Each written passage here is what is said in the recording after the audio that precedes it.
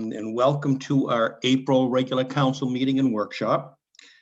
Roll call shows that Councilor Wingard, Councilor Robertson, Councilor Grenier, Councilor Gardner, Councilor Mitchell, and Councilor Perry are present.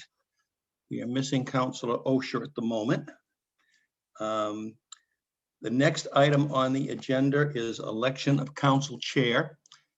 For those of you who are new to the council, we elect a chair every year in the spring.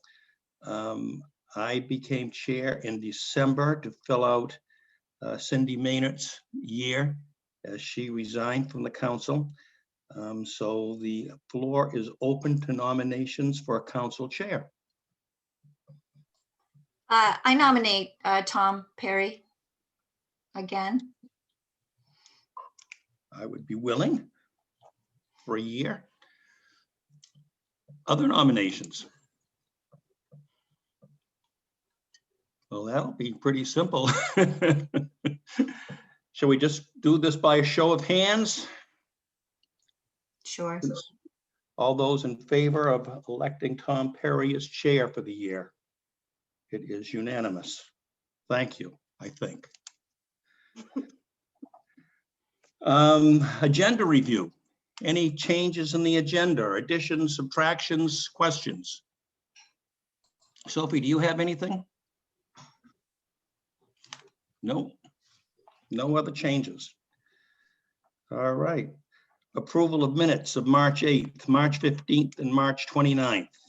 Could I have a motion to approve those three meeting minutes? Move approval. So I got a couple. In a second. Second. Thank you. Any corrections, additions to the minutes? Nancy does such a wonderful job on them. All those in favor, let's welcome Lori. All those, is Nancy with us tonight, Sophie? So Nancy, let's do a roll call vote on the approval of minutes. Okay. Councilor Mitchell? Yes. Okay. Councilor Osher? Yes. Councilor Perry? Yes. Councilor Gardner? In favor? Councilor Robertson? In favor. Councilor Grenier? In favor. Councilor Wingard? In favor. And the vote is 7 in favor and there are none opposed. Thank you. Move on to public hearings. We have several public hearings tonight or this afternoon. Public hearing A, consideration of victuals license for Cam Rep Incorporated doing business as Spotlight Cinema, 6 Stillwater Avenue. Hi, I'm Pat Esty, Code Enforcement Officer, and Code Enforcement and Fire has completed all inspections and there's no life safety issues or code violations, and we recommend approval. Thank you. Do we have any public comments on this? I see none. Any questions from the council? Then we will close public hearing A and move on to public hearing B. Consideration of a Class 6 restaurant lounge, malt and spirituous and Venus liquor license, special amusement permit for music, dancing, and entertainment, and victuals license for Woodman's LLC, doing business as Woodman's Bar and Grill, 31 Main Street, Orono.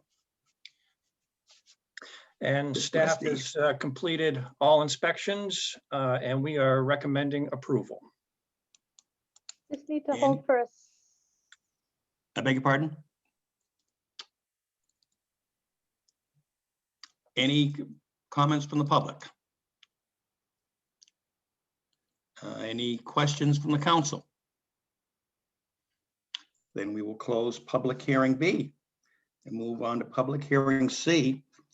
Consideration of a Class 1 malt spirituous Venus liquor license, special amusement permit for music, dancing, and entertainment, and victuals license for Wardwell LLC, doing business as the Family Dog, 6 Mill Street, Orono. And this is Esty. Patrick Esty, Code Enforcement. Staff has completed all inspections and is recommending approval. Any comments from the public?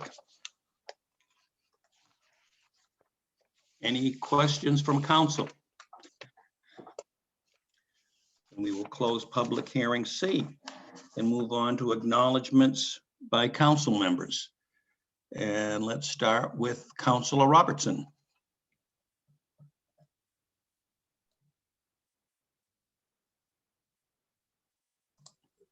Here we go. My mute button's not working tonight.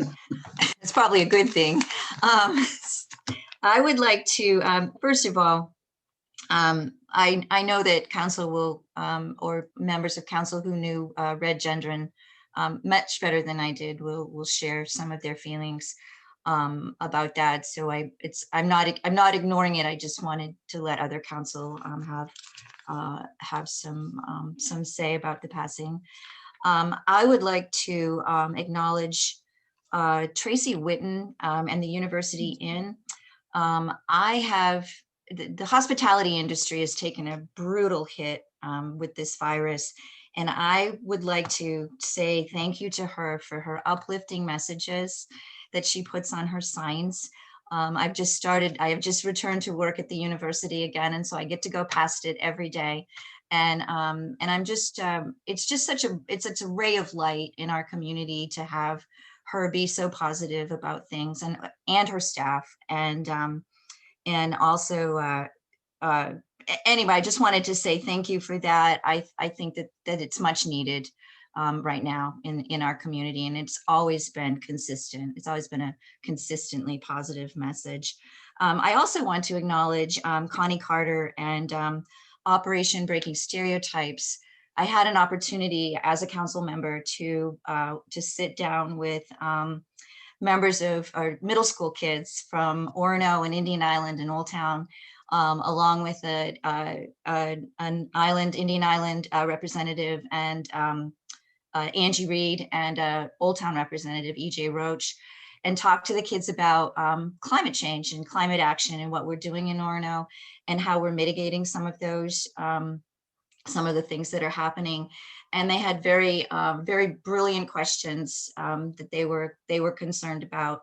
So it was a nice opportunity. We sat down for about an hour on Zoom and had a chance to talk. But it is always good to see the kids in our communities get together and work together. And Connie does a great job with Operation Breaking Stereotypes. And so it was a good experience all around. So thank you for that. We have some wonderful people in our community who are doing some really good work. So thank you. Thanks, Cheryl. Jeff, do you have any acknowledgements to make? Sure, real briefly, I'd like to acknowledge the great work that town employees, in particular Public Works, has been doing. I had the opportunity to visit the landfill on Saturday morning, and it is spring cleanup season, and those guys were very, very busy, and it was an incredibly efficiently run and clean place. So it was really nice to see. It's kind of behind the scenes thing that not a lot of people recognize often. Thank you. Councilor Gardner? Sure. I would just like to acknowledge that this week is Pride Week on campus. And today they started off kicking things off with raising various flags. I think this year they've decided to have it. I think there are 11 total flags. Today was non-binary, lesbian, asexual, and agender, and there's going to be more flags going up tomorrow.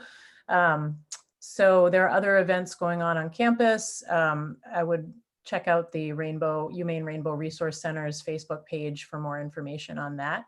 And happy Pride Week, UMaine. Thank you. Councilor Grenier? I have no acknowledgements. Councilor Osher? I want to thank the town manager. She is always on it. She is so responsive to our requests. I sent her a request about housing because I'm in the legislative housing caucus, and there's been some discussion about vacancy rates across the state, and she gave me responses very quickly, and I really appreciate how fabulous our staff is. Thank you. And Councilor Mitchell. Nothing. Okay. Then let's move on to unfinished business, which we have none, and then the consent agenda. Could I have a motion to approve the consent agenda, please? So moved. Thank you. Second, The motion has been moved and seconded. All those in favor, let's, again, Nancy, would you do a roll call vote on the consent agenda, please? I'm so sorry, Tom. Can I just say something quickly about the consent agenda? Yes. I just want to acknowledge that we have a lot of appointments in this consent agenda, and those people aren't going to be, recognized by name in this process. But I just want to say thank you to all the folks who volunteer their time to do extra stuff for the town. It's much appreciated, and thank you. And Thanks I for had a sharing that. question too, Tom. I had a question too about the consent agenda. And it's so I didn't know when was an appropriate time to do it. I'm looking at Order 2151, which is the sewer pump station on College Ave. Yes. And one of my questions, if you go to page 29, is the description of premises. And I don't know when that changes, if it changes with our tax, not our tax, probably our assessor. But the description is about the University of Maine skating rink and the stone wall. And so where that lease, that property or that the described parcel of land, I remember the skating rink. But it's a parking lot now. So when do those kinds of law descriptions, when do they change to kind of accurately reflect what we're doing? That was my question. Thank you. Sophie. Happy to answer. That came right out of the deed description, so you'd have to go back and revise the deed. The university gave this to me. We have the building probably isn't going to go anywhere, Cheryl. So it is truly just feet, like 2 or 3 feet around the building. Well, and it isn't, it's a moot point, I'm sure, but I was reading it kind of smiling, like this is there's nothing there, like there's no stone wall that goes to, Right. From College Ave to Stillwater, and the skating rink is gone. So, and cars are there. Okay, thank you so much. And any other question on the consent agenda? Then Nancy, let's take a vote on the consent agenda, please. Okay. Counselor Mitchell, Yes. Counselor Osha, Approve. Counselor Perry, Approve. Counselor Gardner, In favor. Counselor Robertson, In favor? Counselor Grenier, In favor. Counselor Wingard, Yes. and the vote is 7 in favor and there were none opposed. Thank you, Nancy.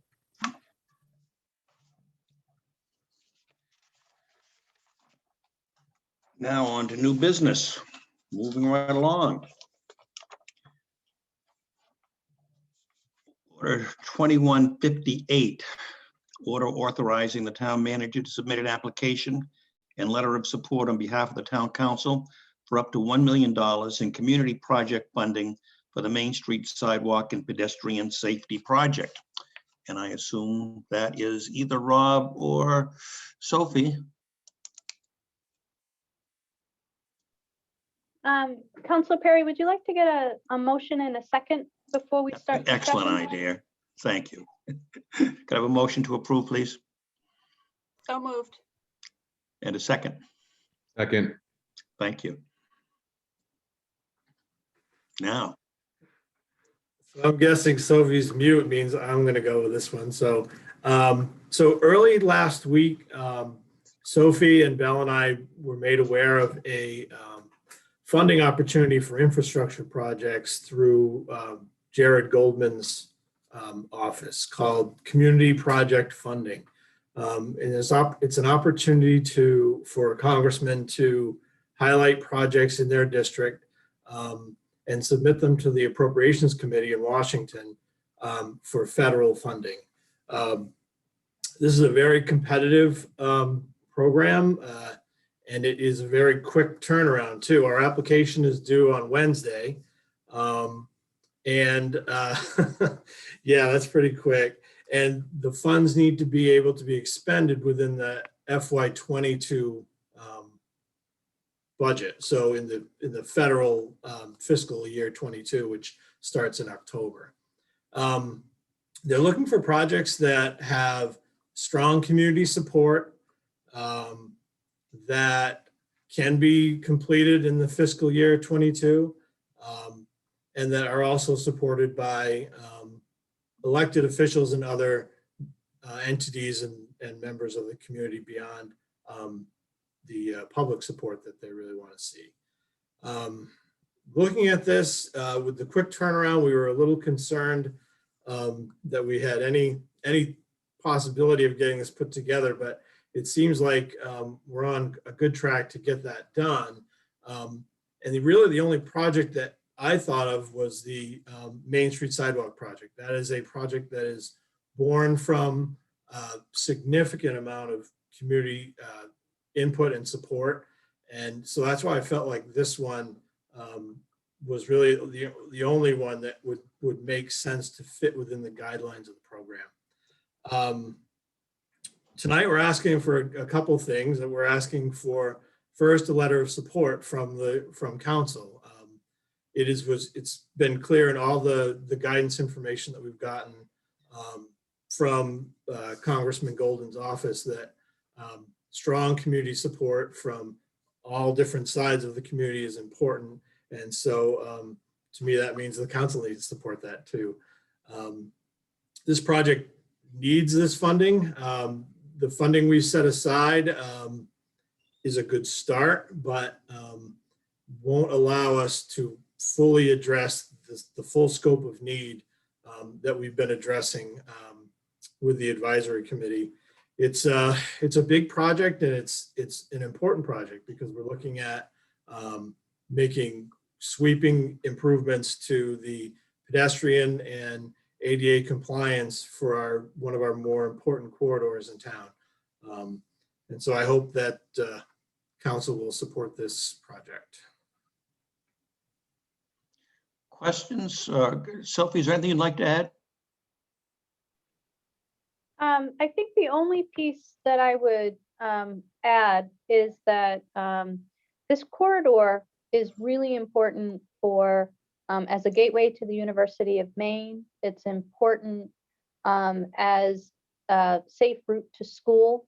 It accesses our village, and we think that given the amount of pedestrian safety concerns that were brought up during the Heads Up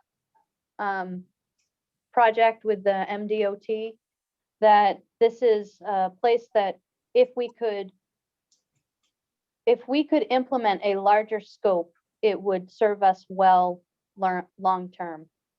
I also think that we're a little bit stronger in this project in that we are also on the state plan for this project, and the state has allocated funds.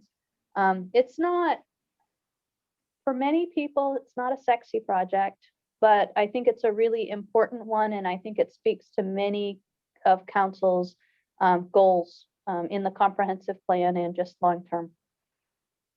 Yeah, we've been able to draw from all different places, the comprehensive plan, the capital improvement plan, the Heads Up program, all come together into this one project. And so it's kind of exciting to think that this might actually make it to Washington. But I think one other thing I was going to add was that the project, as it's scoped right now, would need about $1 million of additional work to complete in its full scope. And so, I think that this request fits really well with what the program is asking for. Great. Questions or comments from council? So the $1 million would complete it, or there's still an additional $1 million that's needed? No, so we've been able to assemble funding from the council allocated $500,000 of the infrastructure bond to the project. We've also been working with Maine DOT and have gotten planning funds that will turn into construction funds, estimated at about 100,000. So we've got 600 roughly now.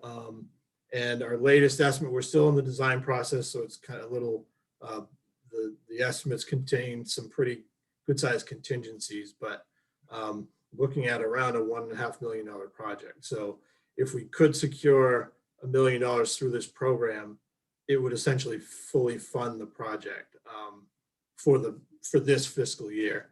Otherwise, obviously, we'll still continue to keep looking for funding opportunities, but probably we're going to have to be looking at prioritizing parts of the scope and looking at a phased approach if we can't secure these funds. Rob, do you have any idea of the timeline? Like, do you know when the funding might be approved or the grants might be approved?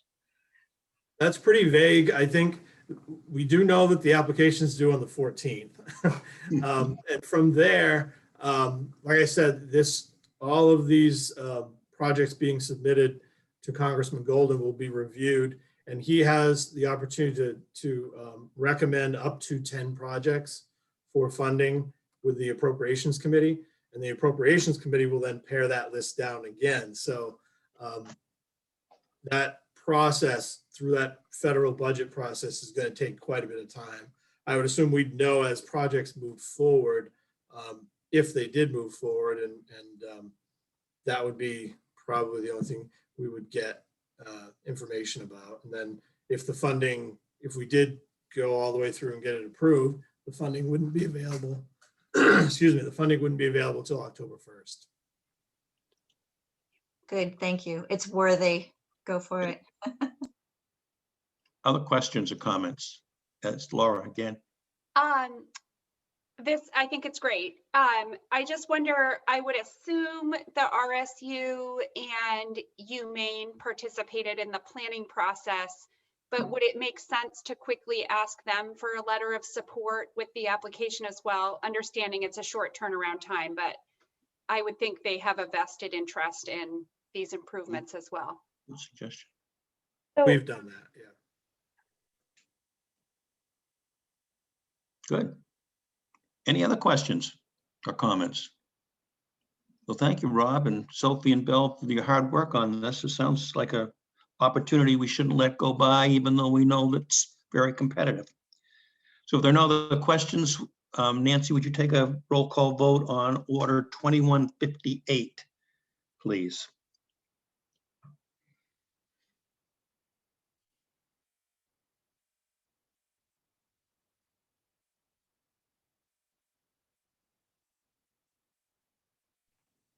Nancy, you're muted. Sorry, sorry about that. Councilor Mitchell, Yes. Councilor Osher, In favor? Councilor Perry, In favor?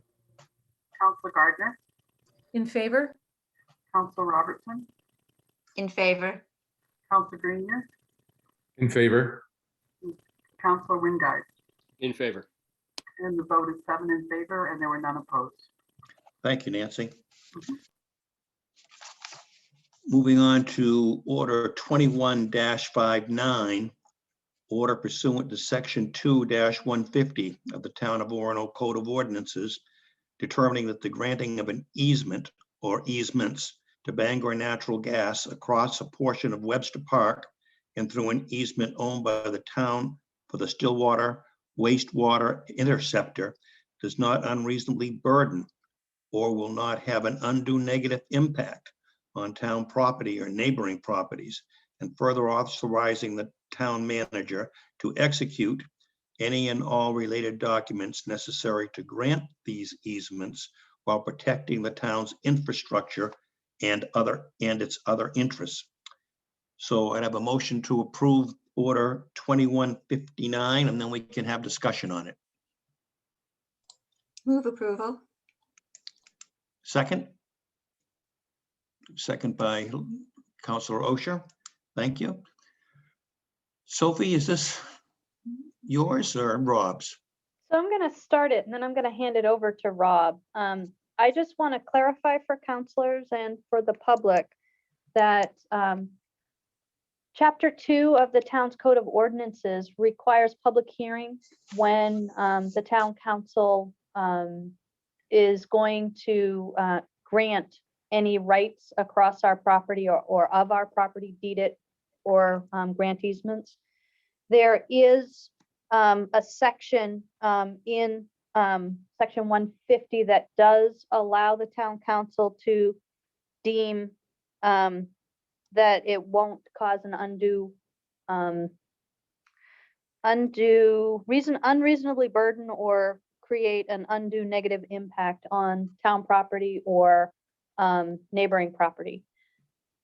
If you go into that ordinance, it's very clear that in order to move this forward without a public hearing, council's vote has to be unanimous. So I just want to make sure that people understand procedurally we're working under a little bit different bar than normal. If it's not a unanimous vote, it would have to go to public hearing, which would happen in May. Okay. And with that sunny news, I'm going to pass it over to Rob Yerxa.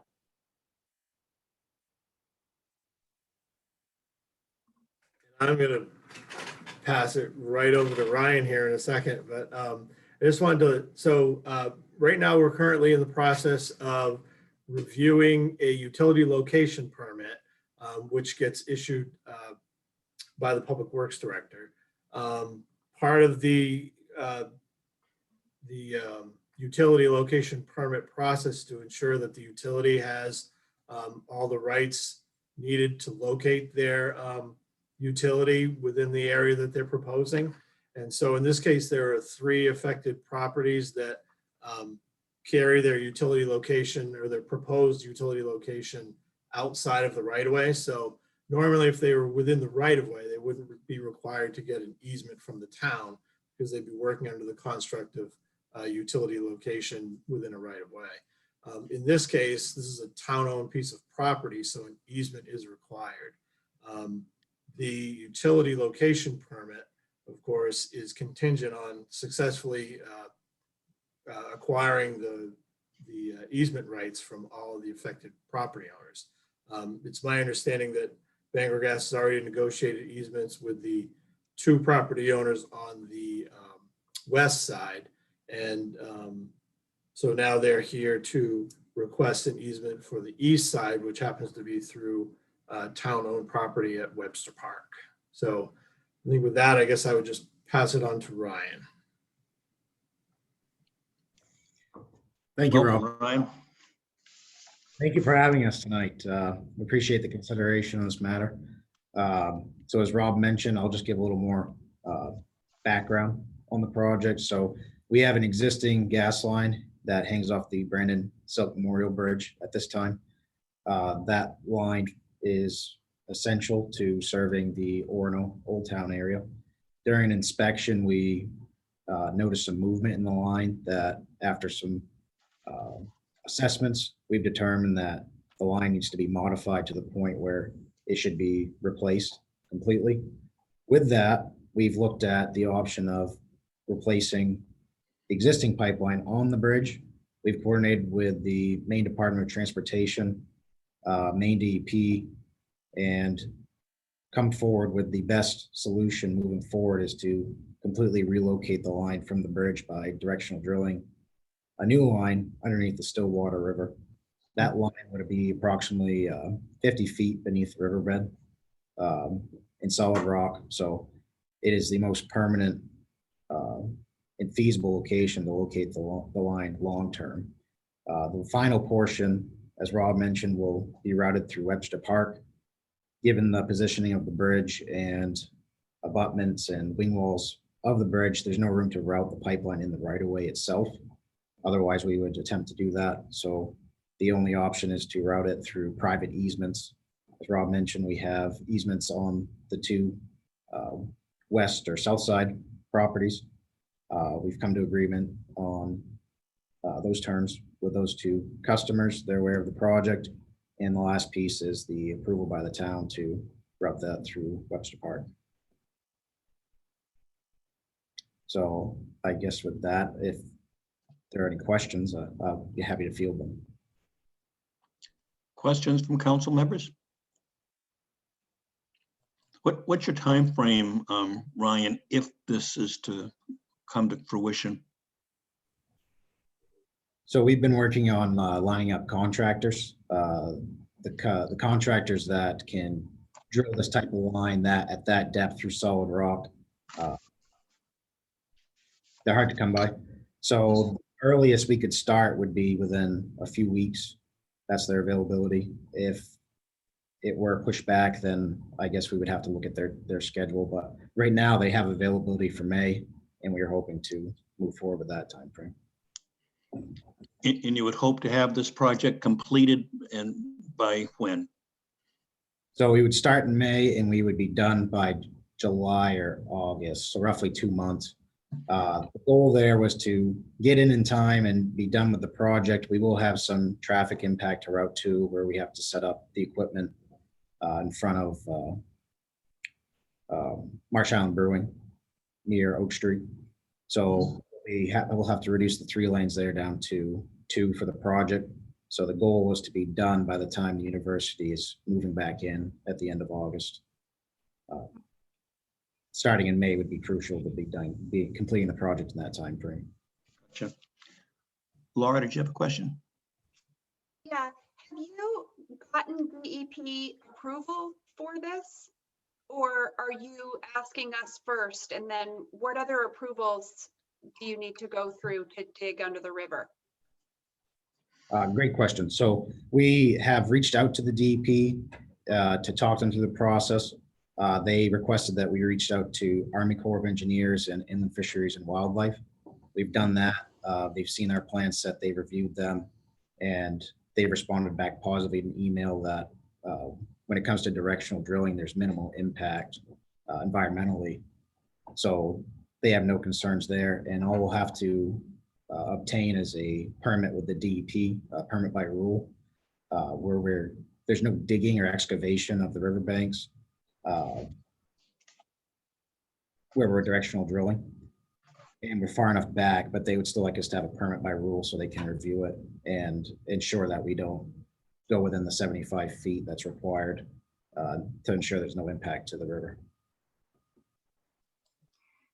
That was my question too, Ryan, was environmental impact and what kind of permits that you had to get for that kind of thing.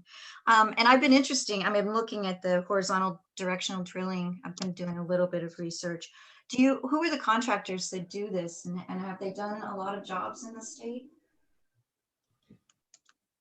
Yes, the contractor that we've secured once the project commences is JMF Underground. They have experience working in the state. They've drilled in other natural gas lines for utilities in central Maine. Okay.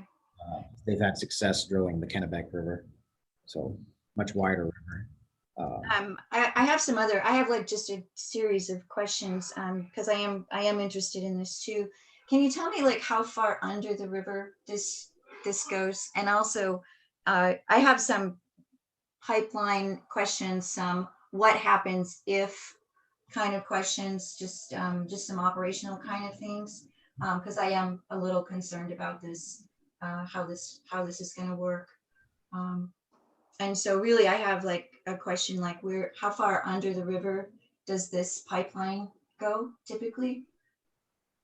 Absolutely. So in this case, we've developed a bore profile, and at our shallowest point beneath the river bed will be roughly 25 feet beneath the river bed. 25 feet? 25 feet at the shallowest point. Okay. The deepest point, we would be 50 feet beneath the riverbed. So adding the water onto that, you're looking at another maybe 15, 20 feet. So total, you're right in the 50-foot range from the top of the water to where the pipeline is actually located. Okay. And what happens if water gets into this pipeline? If it leaks or if water gets into it? If there were a leak, so we do things ahead of time to ensure that there's that the pipeline is gas tight.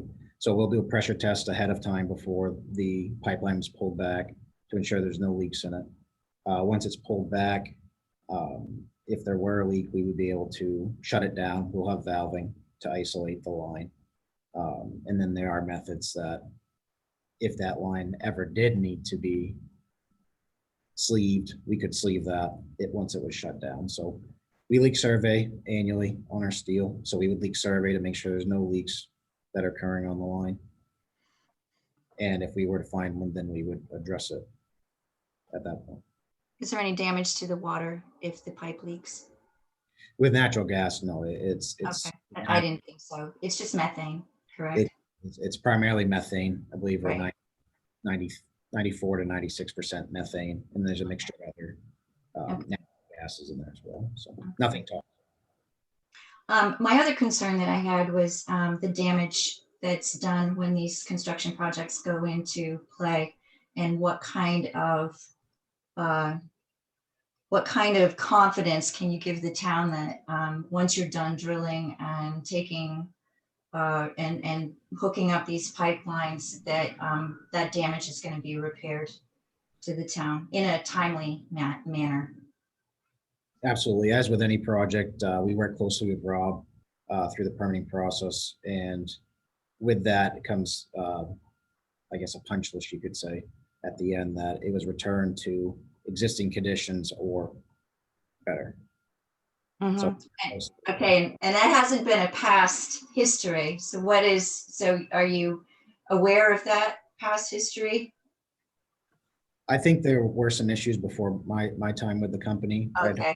Recent years on the more recent projects, we've improved that working relationship. I've talked to Rob quite a bit on this project, so hopefully we'll continue that and to build that relationship.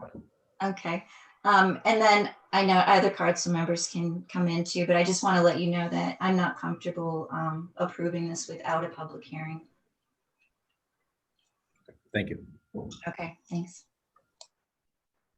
Jeff, Hey, thanks. I'm just looking for some clarification on the diagram that you provided in the packet, and it shows the easement as the sort of the yellow zone going around the pipeline. So I understand the pipeline goes under the riverbank in the Stillwater, but is it also underground through Webster Park? Or is it? Okay.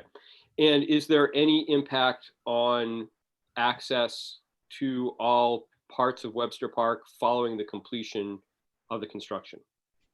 Like, will people be able to access that little corner of Webster Park when we're done?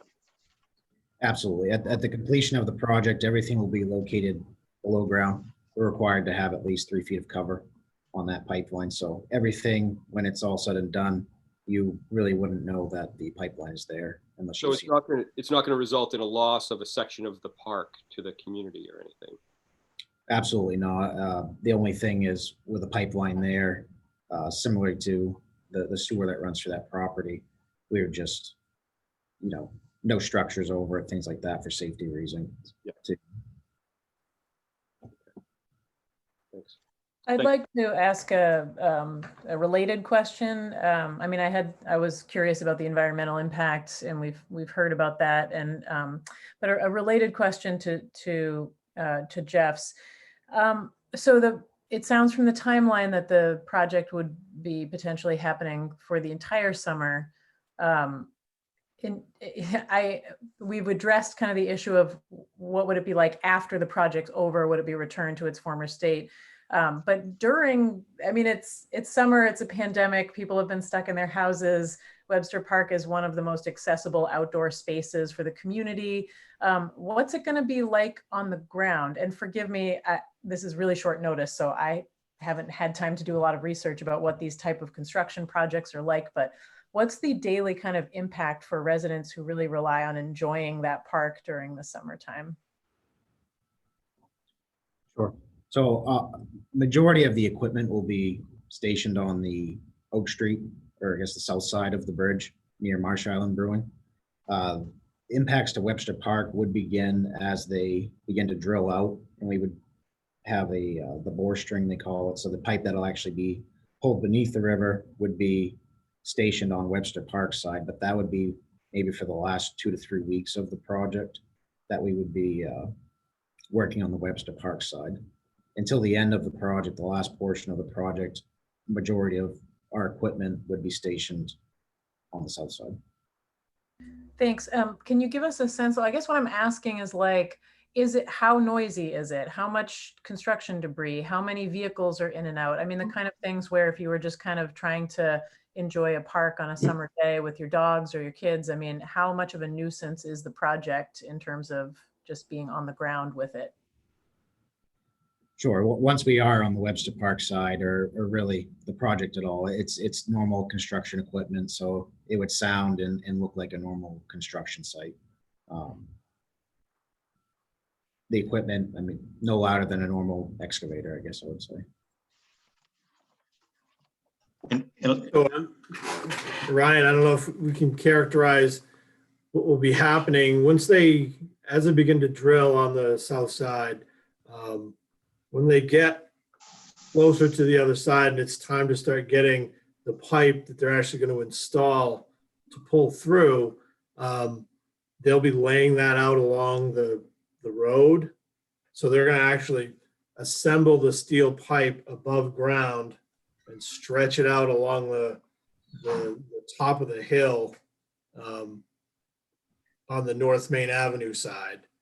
Then once it's assembled, Ryan, if I'm just saying something wrong, let me know, but they'll pressure test that like Ryan was talking about, so they can identify if there's any issues with the pipe before they actually pull it back. Because once the drill gets to the other side, they'll hook onto the pipe and pull it back through the bore that they made. That's how the pipe actually gets installed. So that last 2 or 3 weeks is going to be quite a bit of activity on the I guess north side of the park, but I would think you wouldn't have very much impact at all, Ryan, on the probably 2/3 of the park. Is that a fair assessment?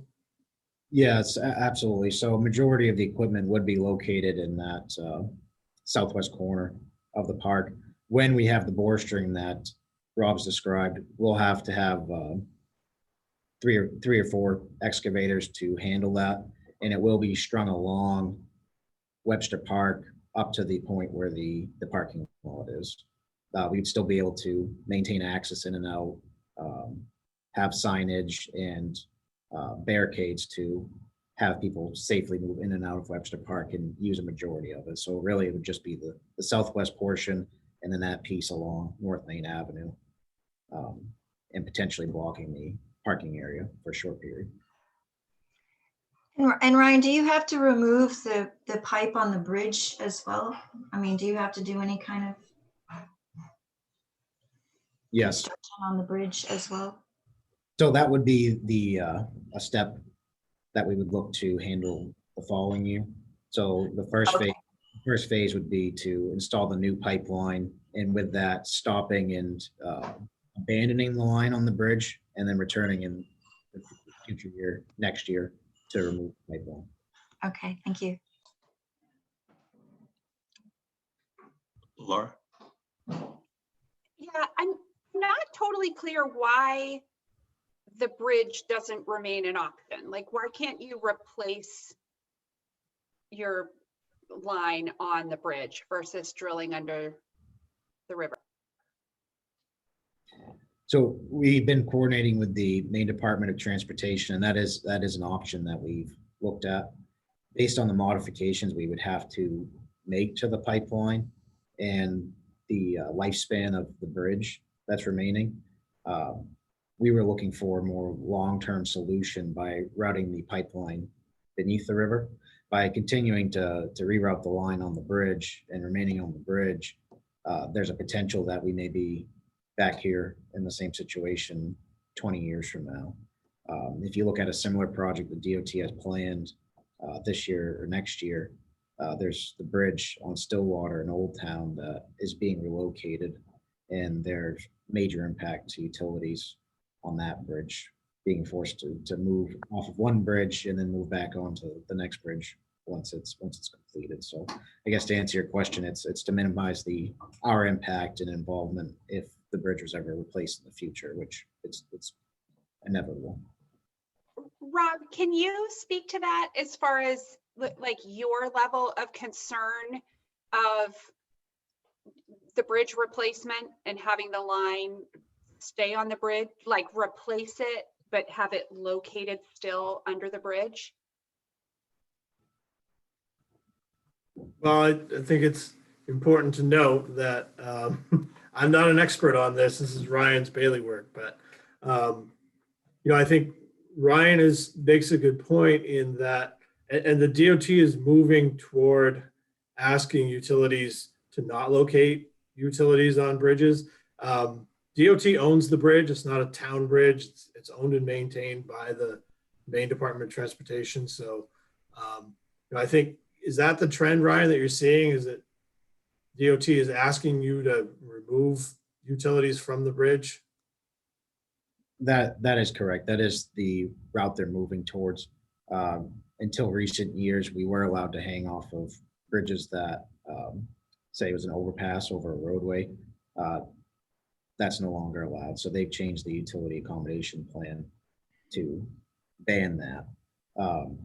Really, it's their preference to, if you have the option, the opportunity to drill, they would prefer to see the line located off the bridge.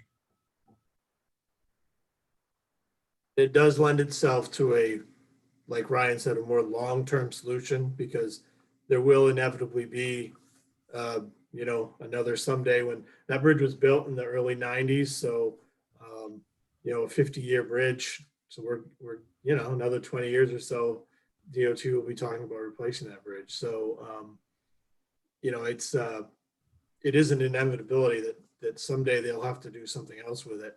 If it's located off the bridge, they won't have to.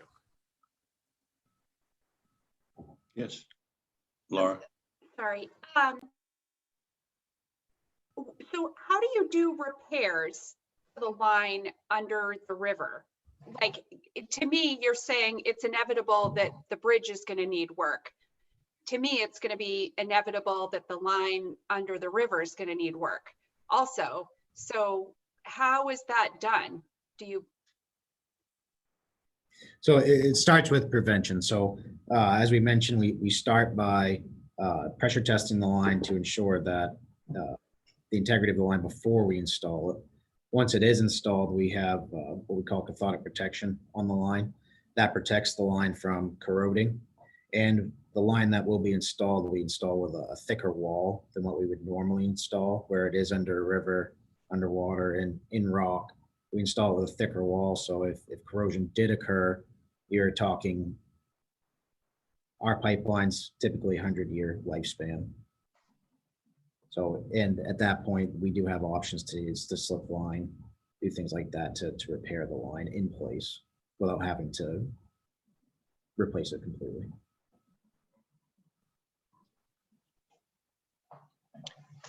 Jeff. This may be a Sophie question.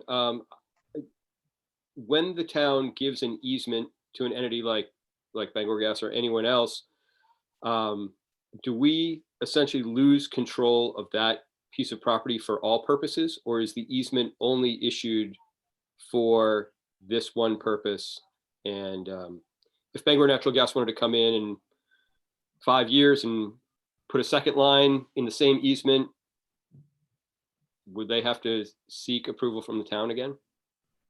So I do not know a lot about natural gas. And I am going to guess that they have required separation between lines.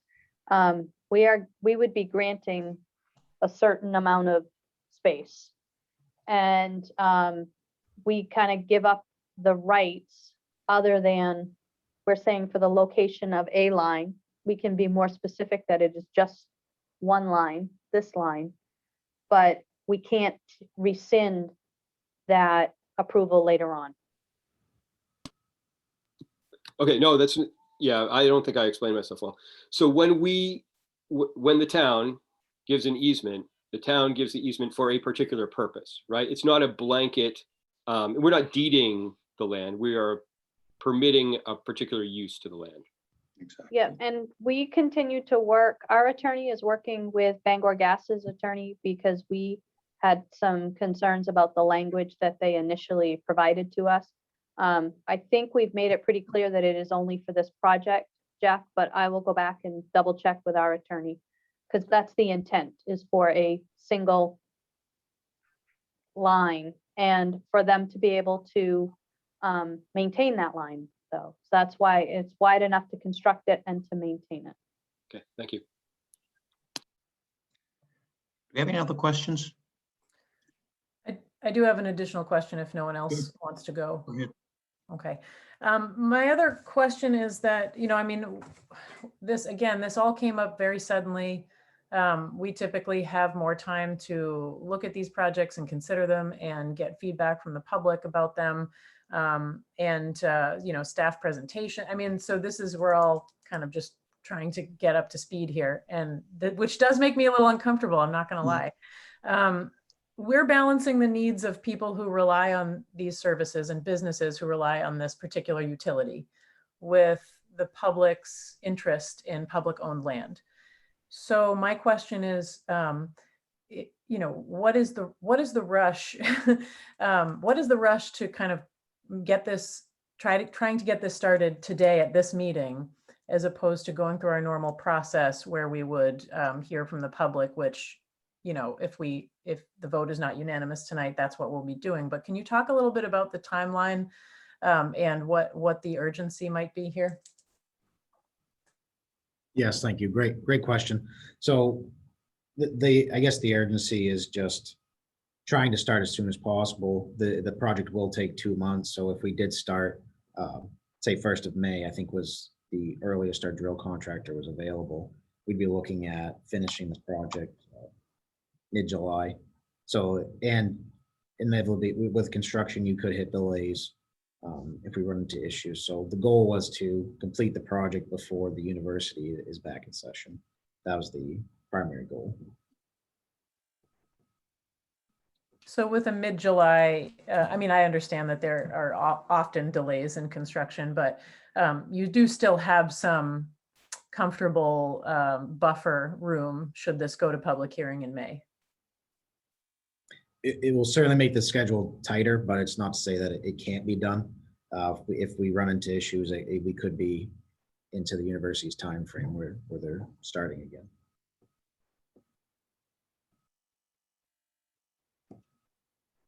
Any other comments or questions? So we have heard from one counselor at least that she will not vote in favor of this, and that would require us to go to a public hearing at the next time. I guess the easiest thing to do is just to take a roll call vote, and then we see where we go from there. So Nancy, if you could take a roll call vote on this motion, please. Council Mitchell,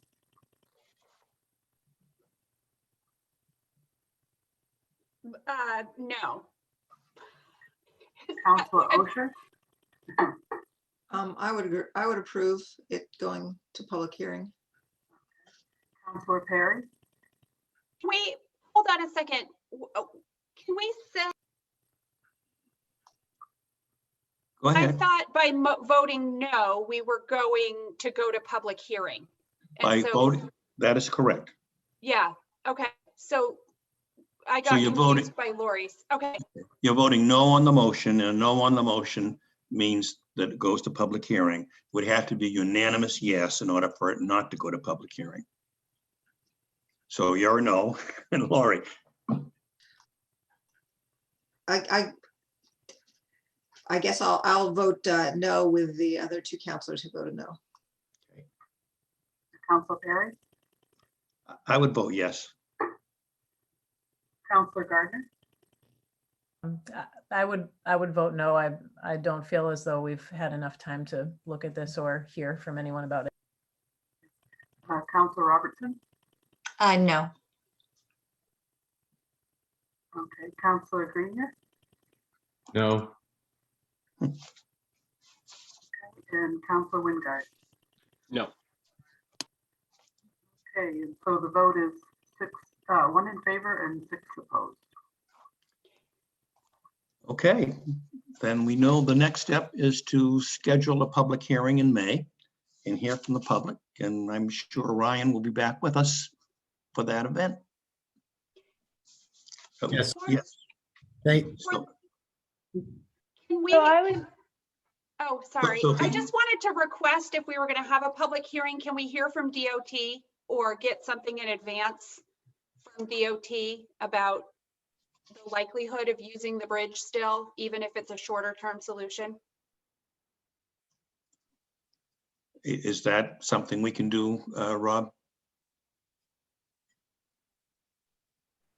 sorry, did you want me to answer? I No, can answer. Sure. All right, Either. I can work with Ryan and put together the, what conversations he's had with DOT already. Yeah, that's what I was gonna offer, is we could have a correspondence to share, or a statement from the DOT. I guess stating their preference for us to drill. the Okay. river. So I want to thank you for bringing this to us, and I'm also thank you for checking, for Tobacco Natural Gas for checking and finding that there was a problem with this. And I think that as a soil scientist and person who's worked with permits for these kind of projects, I'm not as concerned about it going underneath the river. I actually think that's the better place to put it than putting it on aging infrastructure. And so I'm supportive of this project. I am concerned, as Megan, Councilor Gardner mentioned, that we are in COVID times. I don't want to put off an important upgrade that you need to do that would make sure that this product that you carry across this bridge goes to all these customers. I don't want them to be without the service, and I don't want it to be putting anyone in danger that you've determined that it needs to be moved. But the summer, even though it's great that you would be out of the way before the school started, that's a pretty important place for our community that you're proposing to work. And I'd like to hear when you have the public meeting to talk about the need for this to happen rapidly, and the assessment that you've done, because I know that you have a lot of infrastructure that you have to look at in Bangor Natural Gas, and where this is in the priority order of what the company feels needs to get done in a timely manner. Sophie, you had something to say?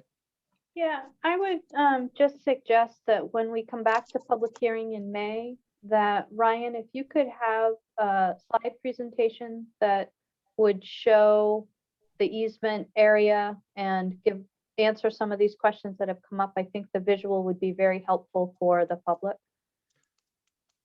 Absolutely. I think also, Ryan, in that kind of a slide presentation, if you could show the area of the park that's going to be impacted that the public would not have access to during the construction time, and maybe some measurements on it, so we know how many feet we're talking about. Absolutely, we can provide all that information. Great, thank you. Okay, are we ready to move on? Thank you for being here, and we'll look forward to seeing you in May, Ryan. Yes, thank you for having us, and appreciate the consideration tonight. We look forward to talking to you in May. Great. Okay, moving on to order 21-60, order extending the contract for pavement marking services with Lucas Striping LLC of Sydney for an additional year in the amount of $22,909. I bet this is Rob again. Sherry, can we have a motion? Yes, we can. Motion to approve, please. Move approval? And a second. Thank you. Now, So Rob. the pavement marking services contract was last bid in 2019, and it allowed for 2 one-year extensions. This would be the second. The original bid price was $21,577. They carried that price in 2020. and have proposed about it's a 6.2% increase for the third year to bring the contract value to $22,909. Lucas Striping has been our striping contractor for some time now. This is the second 3-year term that we've had with them. When they did bid in 2019, we got 2 bidders, and they were about $20,000 less than the next bidder. And I've been happy with the quality and quality of their work and the way they've delivered their service. So I recommend that we go with this. Next year, it will have to be bid by by the way the contract is structured. So this would be the last of the extensions. Any questions for Rob? Sounds like a reasonable plan. Do we have a time schedule, Rob? We might see them. I know that's always a question of mine. Yeah, so soon would be the answer to that. How's that, right? Now, we haven't scheduled a start date yet, but they are required to have at least all of their long lines and crosswalks done by July 4th.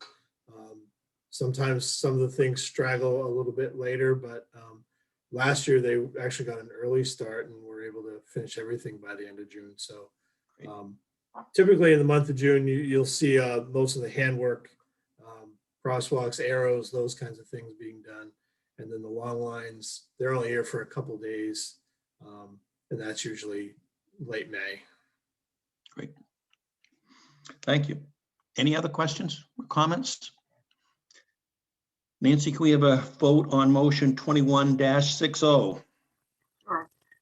Counselor Mitchell, Yes. Counselor Osher, Approve. Counselor Perry, In favor? Counselor Gardner, In favor? Counselor Robertson, In favor. Counselor Greenyer, In favor?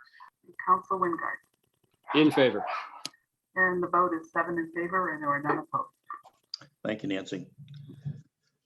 Order 21-61, order adopting the town council's diversity, equity, and inclusion plan, creating an ad hoc committee, equity inclusion committee, charged with gathering information from community members and making specific actionable recommendations to the town council for steps the town can take to engage marginalized populations in Orono's municipal government to benefit the whole community, ensure that Orono is a welcoming and inclusive community, and address issues unique to Orono, and further to authorize the council chairperson in consultation with the Finance and Operations Council Standing Committee to appoint said ad hoc committee membership. Could I have a motion to approve, please? Move approval? And a second. Motion Second. and second. Thank you. Discussion, presentation. Who's handling this one?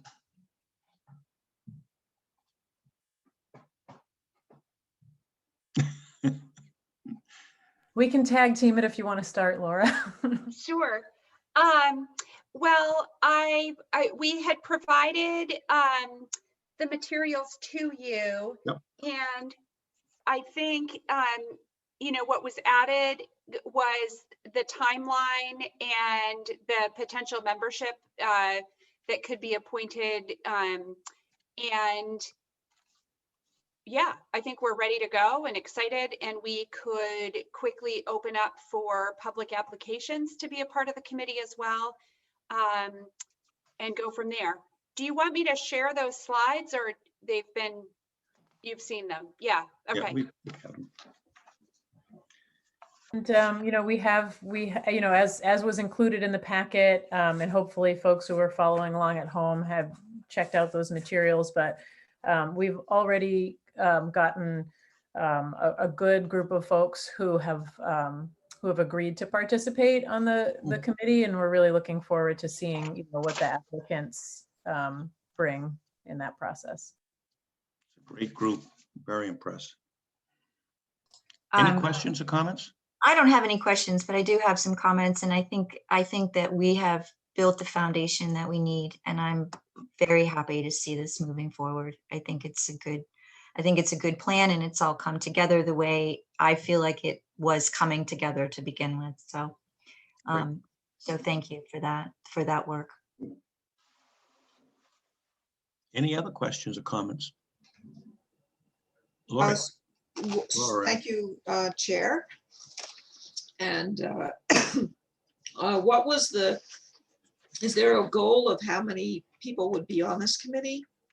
I see that you have the 7 people who have already agreed, and then you're calling for nominations. Is there a total, or is it going to be open to whoever's interested? We had identified 9 people to serve. And so I think if we get an overwhelming response, we could potentially look at that. But I think we had stated 7 to 9 members. And I think as far as the operations of a group, having it that size, and it brings a diversity of representation, that this will be a good foundation for developing a set of recommendations for the community. We also, I mean, we don't know what to expect from the application process as well. And I feel really fortunate that we have the folks we already have who've agreed to participate. Hopefully that we'll get a lot of applications, and there'll be, we could potentially have some discussion about that, Laura and I and Tom. But we also just have no idea what that process will bring or how many folks will apply. So hypothetically, so there's 7 people who've already agreed that they would participate. So hypothetically, you get 15 more people that say they're interested. What's the process of coming up with a core group that meets the goal of having it be a workable size, which would be between 7 and 9 people? So tonight you are approving what's in the slides, which is that the appointing process would happen through Councillor Gardner and myself reviewing applications, and we would make a recommendation to Council Chair Perry to appoint.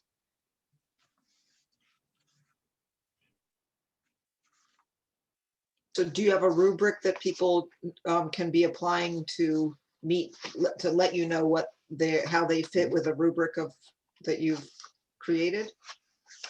That is part of the description of the committee of who we're seeking. And then we further amended the volunteer application to include a question that asks individuals that are interested to respond to the question of what do you think that you would bring to the committee, or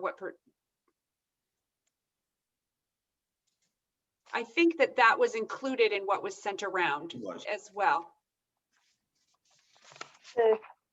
The new application was not included. I apologize. It was the old application with that question added. I think there were a couple of added questions, right? I think there was also one about barriers to commit, to the time commitment, and Yes. so there, the I application. can pop it up for people to see. While she's doing that, just to kind of lay this out for folks who might be watching, as we discussed in our previous meeting, looking at this timeline and this plan, our goal is was to draft an application that would to actually make this as accessible as possible for folks to be able to self-identify in whatever ways they felt comfortable self-identifying, and also to take into account that the way that volunteering for a government committee functions is sometimes there are barriers due to job circumstances, economic circumstances, religious circumstances, life circumstances. So we were trying to tweak the standard application to make it as accessible as possible to as many community members as possible.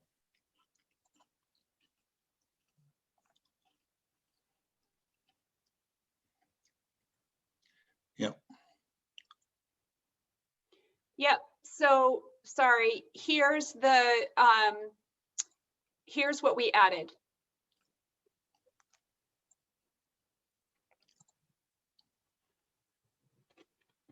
Good questions. Does anybody need more time with that? Nope. We're all set. Thank you for doing that. Any other questions, comments? Just a point of clarification. Perhaps I misunderstood Counselor Mitchell, but in your slides, this is saying that we are gonna put the volunteer application and the call for volunteers out tomorrow. And that you and Counselor Gardner will review the applications and make recommendations, but that's coming back to the Finance and Operations Committee on the 26th. So Council Chair Perry would be making appointments based on what he hears from the committee. So it's not just kind of in a vacuum. The question I have is when we do the advertisement, can I list these 7 people and their affiliations so that people know who's agreed to serve so far? Or I mean, they have said yes, that they will serve. I didn't tell them that we were going to publicize that, but I also don't see why not. I can, I'm just I don't see why not. They all said yes. I don't know. It also may not be a big deal to just send an email out to that 7 and say, you know, are you comfortable with this? And we formally tell them we've been formally appointed. And as we search for additional committee members, we would like to let folks know who has already been appointed. Yep, I can do that. It might just slow up the process if I don't hear back from all 7 quickly for you to get that posted. But maybe as soon as I hear back, you can add that. Yeah, so what I would plan to do is tomorrow morning, go ahead and work with Bell to get an initial posting out there to put the volunteer application up on the website. Then once we have the word from folks that they're okay with being the public notification, then we can go ahead and do a second round of advertisement. If anything, it will just get the word out there a little bit more. Yep, good. On that subject, if you know, members of council and members of the community who are currently watching or watching this on replay and are interested in this issue, please share this application, tell your friends, people that you think would be interested in serving, post it on Facebook. You know, we're trying to get maximum engagement. So everything that everyone on council can do and members of the public who are interested can do is much appreciated. I have a quick question. Did the people who have been appointed, did they fill out an application as well? No? No. Okay. Anything else on this topic? Oh. Thank you, Megan and Laura, for the hard work you've done on this and contacting some really good people.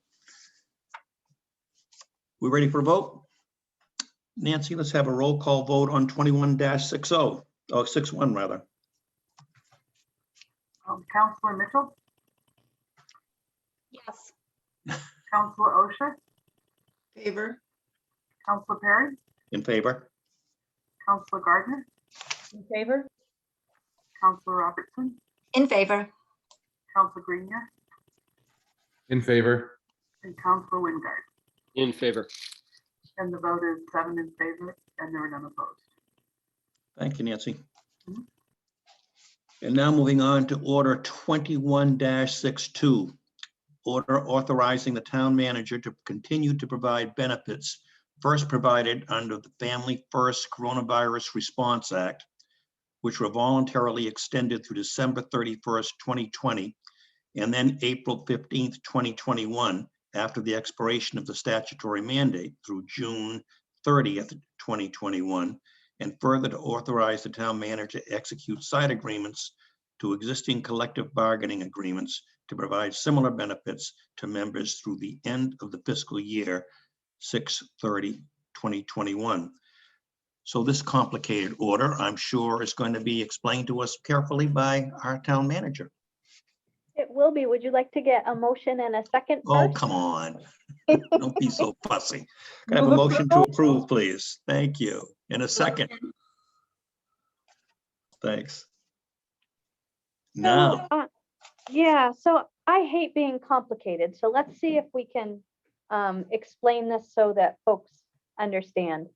After the pandemic began, the federal government implemented the FFCRA, which had a couple of different elements.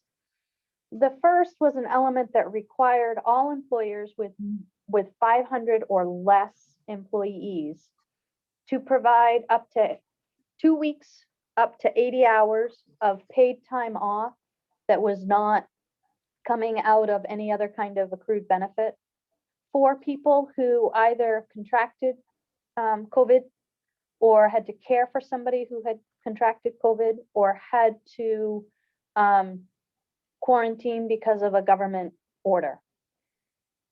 The other element of the FFCRA was expanded family medical leave, which provides a lesser benefit, 2/3 pay, but allows individuals time to care for family if when daycare or school closed due to a government order. So when it first started, municipalities were, of course, hit harder than the private sector because the way that they sought to make employers whole was to give credits on future payroll taxes.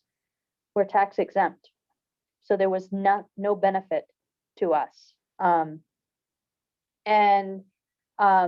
But there was a benefit to our employees, and we structured our entire response to COVID around the FFCRA and ensured compliance with the FFCRA. The FFCRA did allow us to exempt first responders, which we did, and then we entered into side agreements that protected some of our financial interests while still giving considerable portions of the benefit to our labor unions. December 31st, the act expired. And in December, we were not sure what was going to happen. We were getting ready to seat a new federal administration. And so at that point, you extended the benefit. The new administration has come in, they extended the benefit on a voluntary basis. So you don't have to provide it, but you can provide it. And if you're a private sector employer, you get to take advantage of the tax benefits. For our employees, we have not used a lot of FFCRA benefit. Most of the time that we've had people quarantine, it has been because of work exposure, which is different. It's a totally different arrangement. And but we do think that having the ability to get the paid leave if you're exposed to COVID ensures a better self-reporting rate. People are very open about their level of exposure. We've built it into our wellness plan. And we think from a staff perspective that it would be important to extend this through the end of the fiscal year. That gives people the opportunity to get their vaccines and to have the 2-week waiting period for them to take effect. I think as we work up to the end of the fiscal year, we should have a better sense of what, if anything, we need to do in the coming year. But for a lot of people, they're just now able to get a first shot. And we are still quarantining people who, if they have not had their shots and waited the additional 2 weeks. So I don't often come to you and tell you I really think you need to spend more money, but I really think this is a benefit for our employees and something that's important for the town. Comments, questions? Sophie, my only comment is I support this and I think it makes sense. But I also hope that our employees are taking advantage of the state's reduction in age for people eligible for the virus vaccine. I would be very disappointed if people didn't take advantage of it and then ended up having to use this benefit. Do we have any sense of, is there any way we can encourage, I know we can't require it. Is there any way we can encourage this? So I will tell you that yes. And the way I have been encouraging it recently is to make it very clear to folks that anybody can apply, if you get an appointment for a vaccine, you can take time. We're not even booking against people's sick leave to go get a vaccine for a reasonable amount of time. I and members of my senior team have been very vocal about getting the shot, not having adverse reaction to the shot. We need to at the same time honor people's right. This is not something that the federal government has mandated. So I think we're walking up to a line. We thought a little bit about incentivizing, coming to council with a plan to incentivize people getting the shot. And I had a pretty even split on my senior team, people thinking that some of that might backfire and that the way to manage it, at least at first, is to give people the opportunity to talk with folks. And I would think after the end of June, everybody who wants a shot should have the opportunity to get one. And I think it would be a different game at that point. Not that life is a game, sorry, but. Thank you. Any questions or comments? Then I think we're ready for a vote. Nancy, would you do a roll call vote, please? Yes. On order 21-62, and I'm going to pull a shade down so I can't see a thing. Counselor Mitchell, Yes. Counselor Osher, In favor? Counselor Gardner, In favor? Counselor Robertson, Yes, in favor. Counselor Grenier, In favor. Counselor Wingard, In favor. and Counselor Perry. In favor.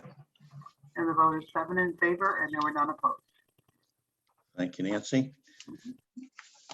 So we're moving on to council committee representative reports. And let's start with Councilor Gardner. Do you have anything to report?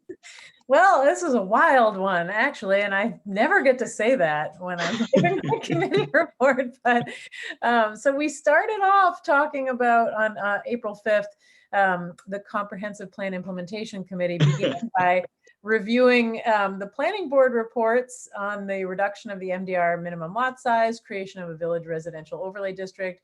The feedback from the planning board was encouraging. There was a minor revision about allowing for different types of trees to be planted depending on utilities. That seemed very reasonable. So that's moving along in the process.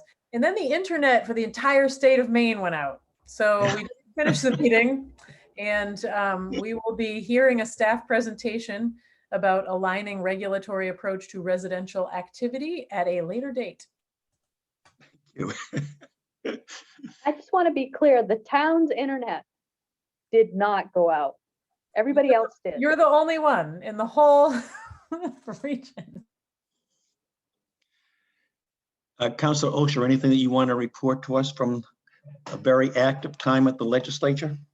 Oh, thank you so much for giving me the opportunity. I am so impressed with the legislators. I use the words in Augusta. We're actually mostly not in Augusta. We're mostly meeting in public hearings and work sessions by Zoom. We did meet in Augusta twice during the month of March. Both times we passed bills. So when bills come out of committee as ought to pass, they still have to go to the full legislature and be voted on. So we passed bills in both sessions in March, but we were in both sessions to talk about the budget. And we were able to pass the budget up until the end of June, and then we passed the budget for the next 2-year cycle. It's a preliminary budget in that it was bare bones, but it allows us to be confident that there will not be a state because of an inability to pass a budget. So there's still time. If there's things that you wish that our state was doing, there's still time to contact me and other legislators to say that you want those things to be put into the budget. We're dealing with the challenges of reduced revenue because of COVID. So it's going to be difficult to do many new things at all. We're just trying to continue to fund municipal revenue sharing. The governor, as you probably know, did not, in her budget, did not meet the revenue sharing that had been proposed prior to COVID. But anyway, so but specifically, I'm in the Agriculture, Conservation, and Forestry Committee, and our Senator Dill, is the chair of that committee. I welcome people from Orono, and I would like to see Orono because we are the home of the University of Maine. I would like to see people put in testimony. If anyone's interested in putting testimony in for any bills, please contact me and I will walk you through the process. I'd like to see our town be or our district be the one that has the most testimony from individuals, letting the legislators know how we'd like them to vote. Councillor Grenier, thank you, Lori. Councillor Grenier, do you have any report for us? Yeah, on the 18th of March, Community Development Committee met. All councilors were there. We discussed the plan for filling Orono's Water District Trustee vacancy, which Councillor Mitchell had to resign from. We discussed that the council is required to appoint an individual to finish the term. We also talked about the public health implications and potential response to large or unruly gatherings during the pandemic. Sophia had informed us that our town attorney had a meeting with the Avenues attorneys and to work on resolving the issues. We also talked about the proposed proclamation recognizing Juneteenth. We all agreed to start the proclamation process so it would be ready in time for Juneteenth. Also, plan for recognizing Pride Month. Councillor Gardner gave an update for Orono Pride as a board member. Council agreed to update last year's proclamation for this year. And lastly, continuation of the March 8th workshop discussion of next steps to Council's Diversity, Equity, and Inclusion Initiative. We had a guest from the Bangor City Councilor, Angela Okafor, join us. She offered up her time if we had any questions or such to pick her brain since they had already had their committee started. And that's kind of where we're at. And we finished tonight. So thank you, sir. Appreciate it. Councillor Robertson. Yes, we also finished the night. So we met March 25th, and this night we were mostly, we had a guest, Glenn Walker from San Souci. So what we were doing is vetting Orono's opportunity for moving our municipal buildings into a solar situation, but not with our own panels, in a collaboration with Old Town. They're putting an array up at the Old Town Airport and or Holden. So we mostly talked about what that means. We talked about renewable energy credits and what that means, and explained that Orono would have a reduction of 15% of their municipal energy if we do enter into an agreement with Old Town. But we also spent a lot of time talking about what that means and what renewable energy credits actually means. And that if we have, if we are investing, or if it's not an investment, I shouldn't say that, it's not going to cost Orono anything up front. But we would necessarily have to look at what it means to be green, to have green energy. And that if we do put money, or we do put time, or we do go into an agreement with Old Town, that our renewable energy credits would be, the grid would be our solar grid, and those are a little expensive. So there's a lot of, they're not expensive, they're beneficial to Orono, those energy credits that we get. So it's a little complicated. It wouldn't happen for another couple of years, according to Glenn Walker, was who we met with. And so we were just vetting it to see what the possibilities were. He had a long conversation with Belle previously, and she introduced him to our committee. And so we spent about an hour and a half talking about what solar energy credits might mean to Orono, and it would benefit the municipal buildings primarily.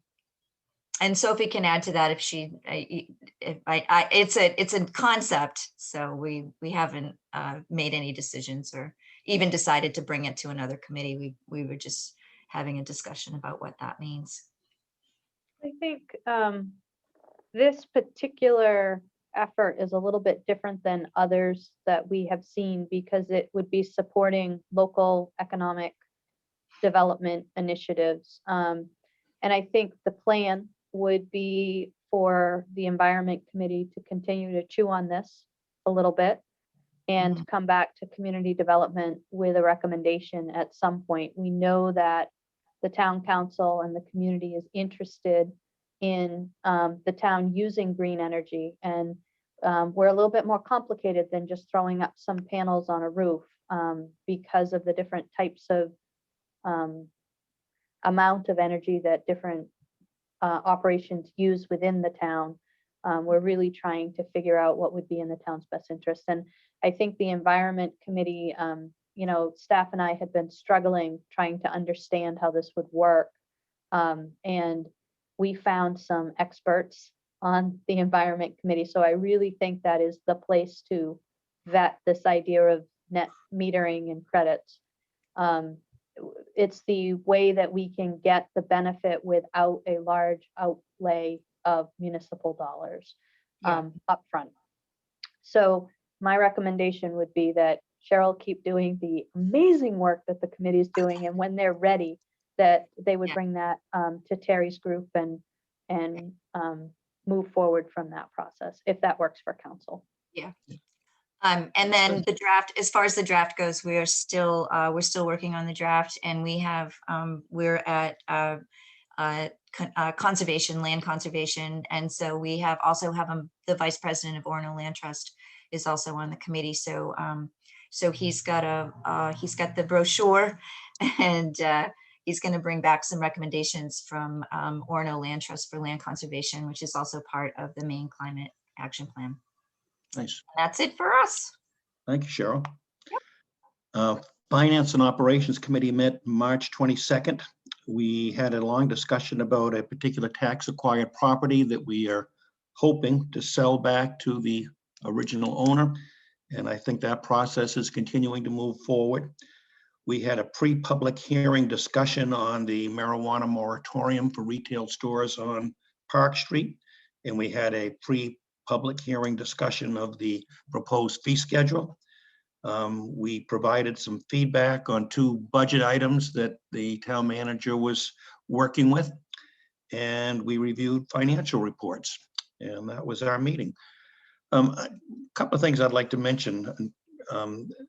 We had asked some time ago for folks to give us an indication of committees they'd like to serve on, and we kind of postponed making those decisions until after this April meeting. But by the May meeting, we'd like to finalize those decisions and announce the chairs of committees and members of committees. Did you have something you wanted to add to that, Sophie? Yeah, I would just say that we have a lot of people who want to serve on community development and comp plan implementation, and not very many people who are interested in finance and operations.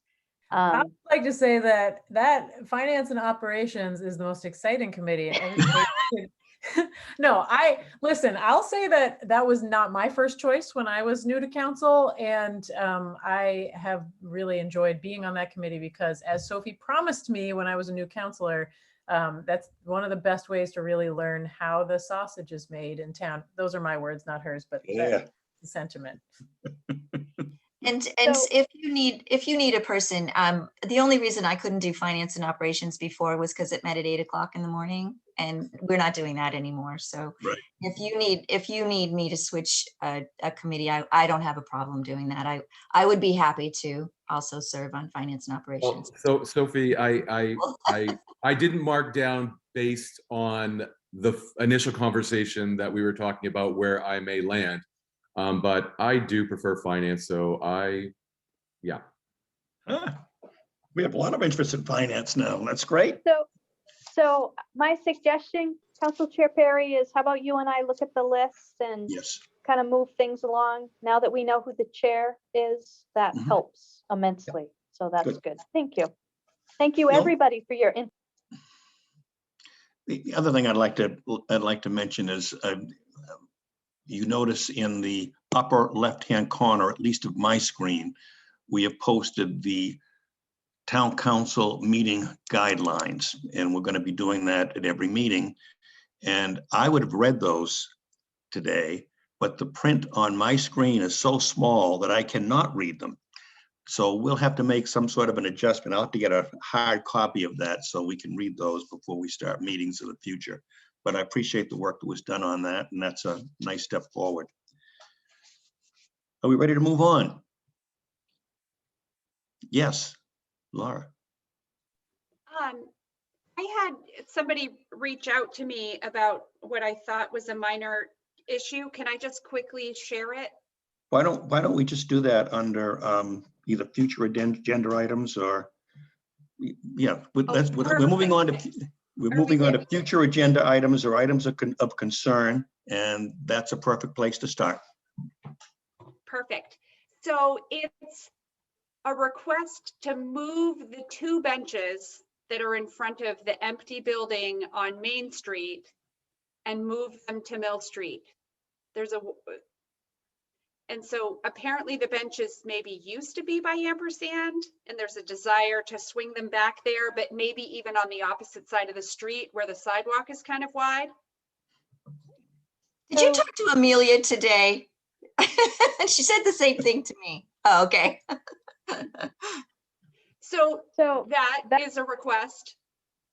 Yep, staff has heard it. I will put it through our evaluation process and let you know if there's a reason we can't do that.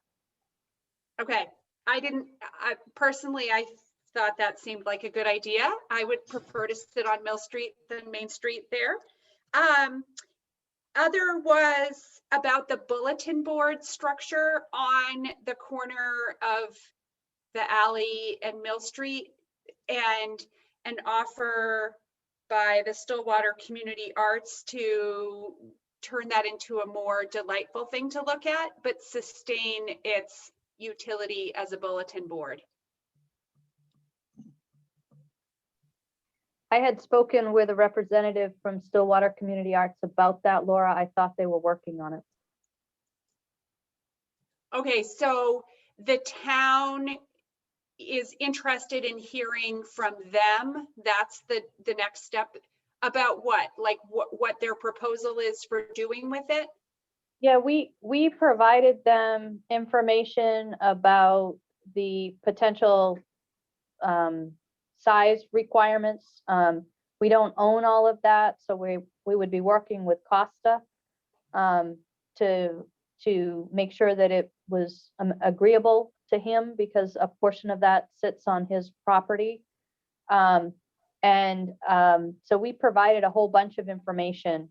I just assumed it got waylaid because of COVID, but we gave them height requirements, and I'm getting information from staff that we have looked into benches on Mill Street where you're looking at, there's a sidewalk ownership issue plus a clearance issue with that, which is why those benches are not sitting there. Hmm. So the clearance issue means it would violate ADA. And there's an ownership issue, meaning that we don't own all that you think we own there.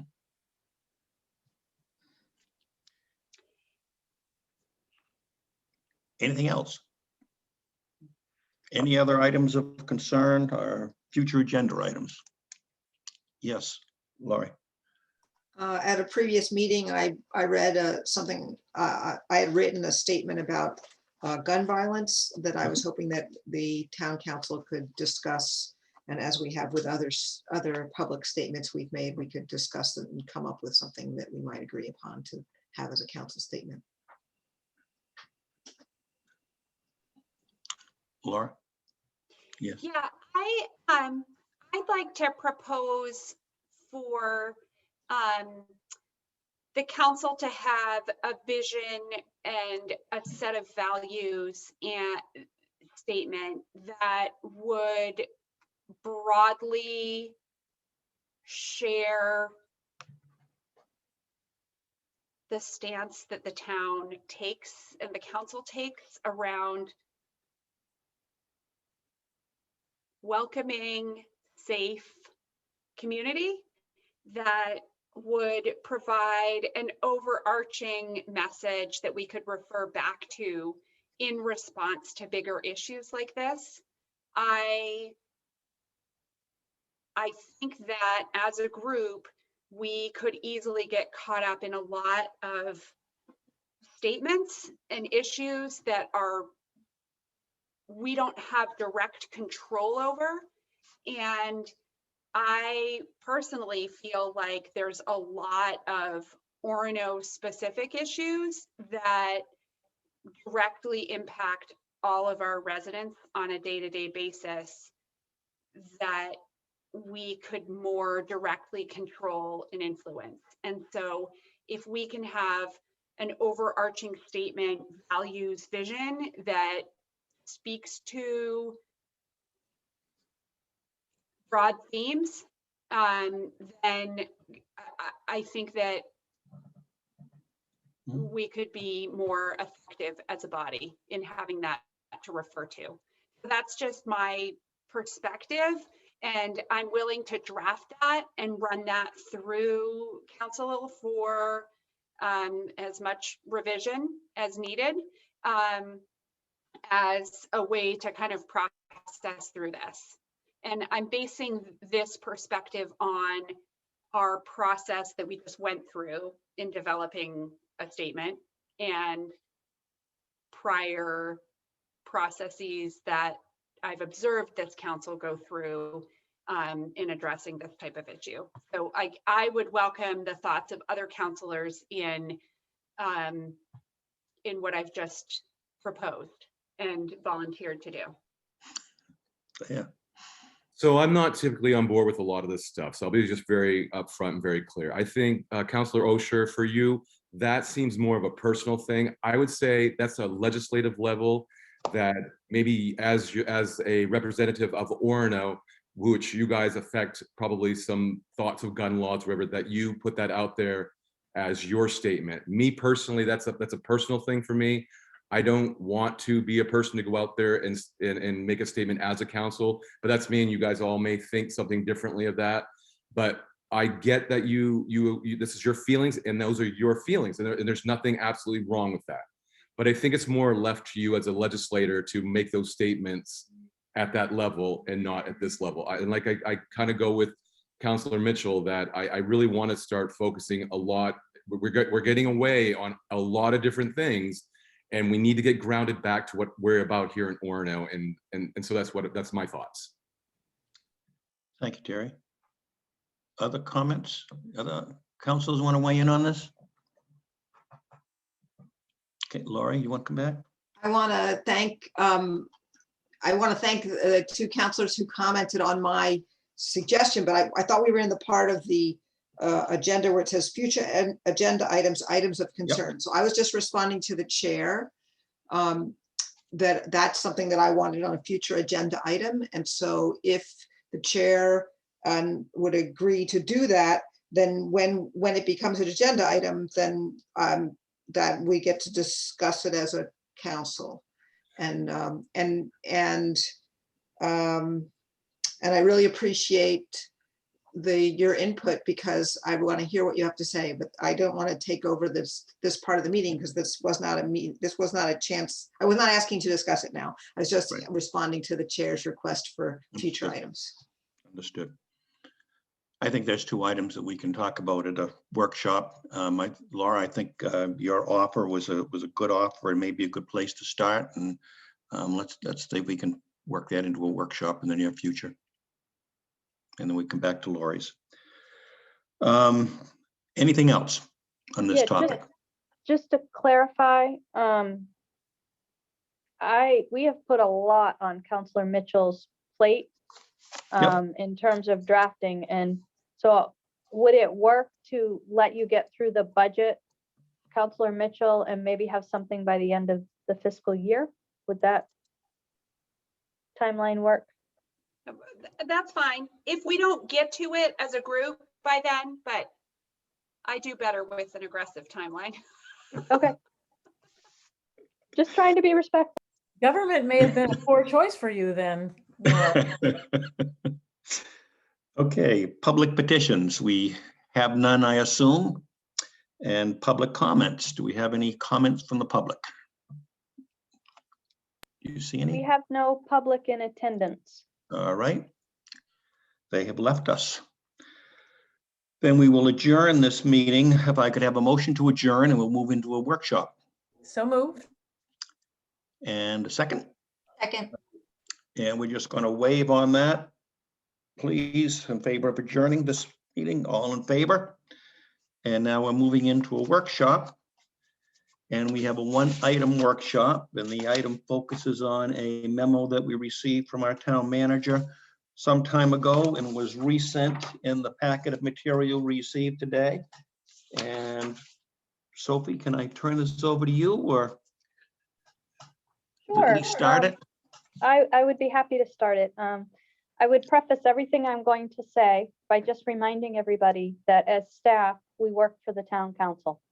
I work for the town council. So town council gets to decide what the priorities are and what the resources are. And I would not want this to be taken in any way as me trying to tell you guys how to do your job, but rather you all don't have the experience that I have here. And so that email that I sent was really about sharing some concerns.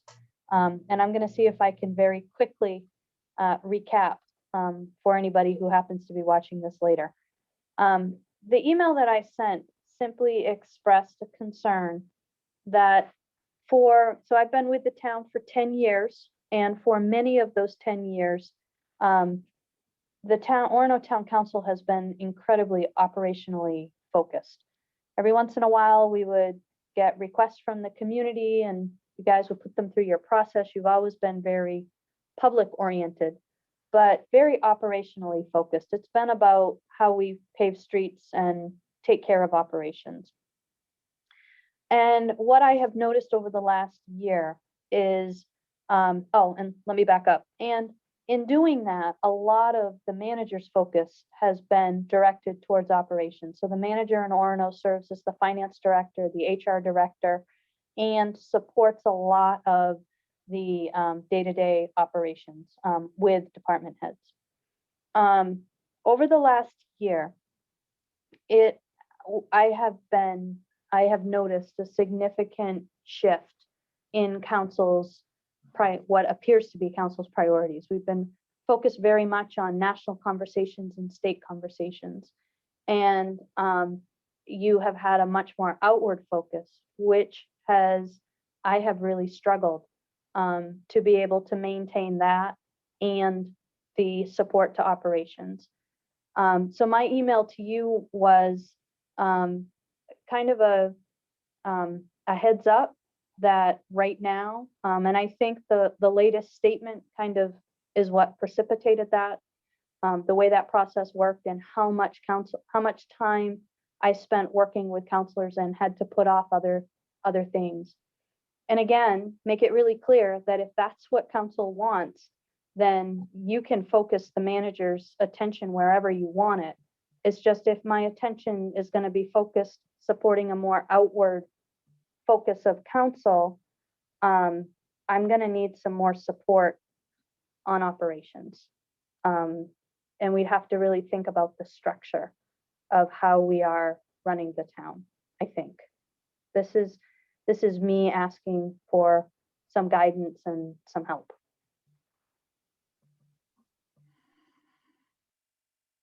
Reaction, comments, council? So Sophie, I'll go first.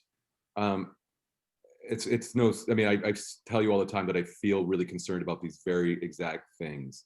I've made comments about, like, if you're passionate about something or you want something, that we as counselors also have the responsibility to do a lot of the legwork and not rely on you guys, because I think things get really crazy and people have their ideas of what is important. I will say, like I typically say, is I sit in my, I'm looking at this from a business side as a business person.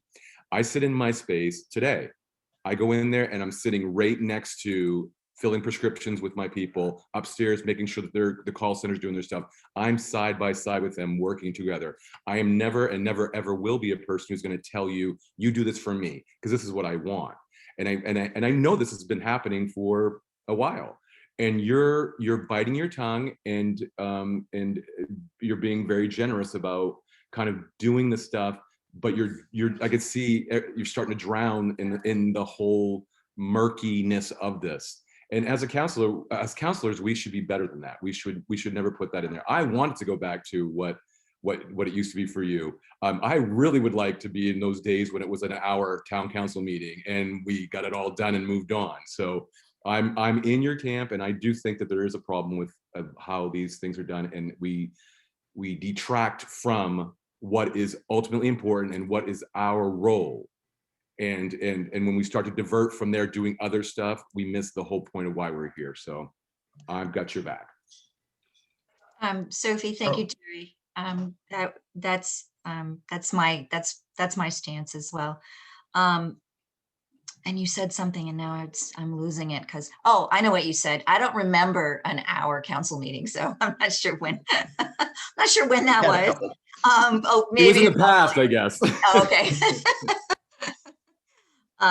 But yes, I agree. I think that as council, I think for me, if I have a passion about something, as I was, and if I see a gap, I think that's where I am very much about respecting the individuality of Orono and respecting the individuality of our community.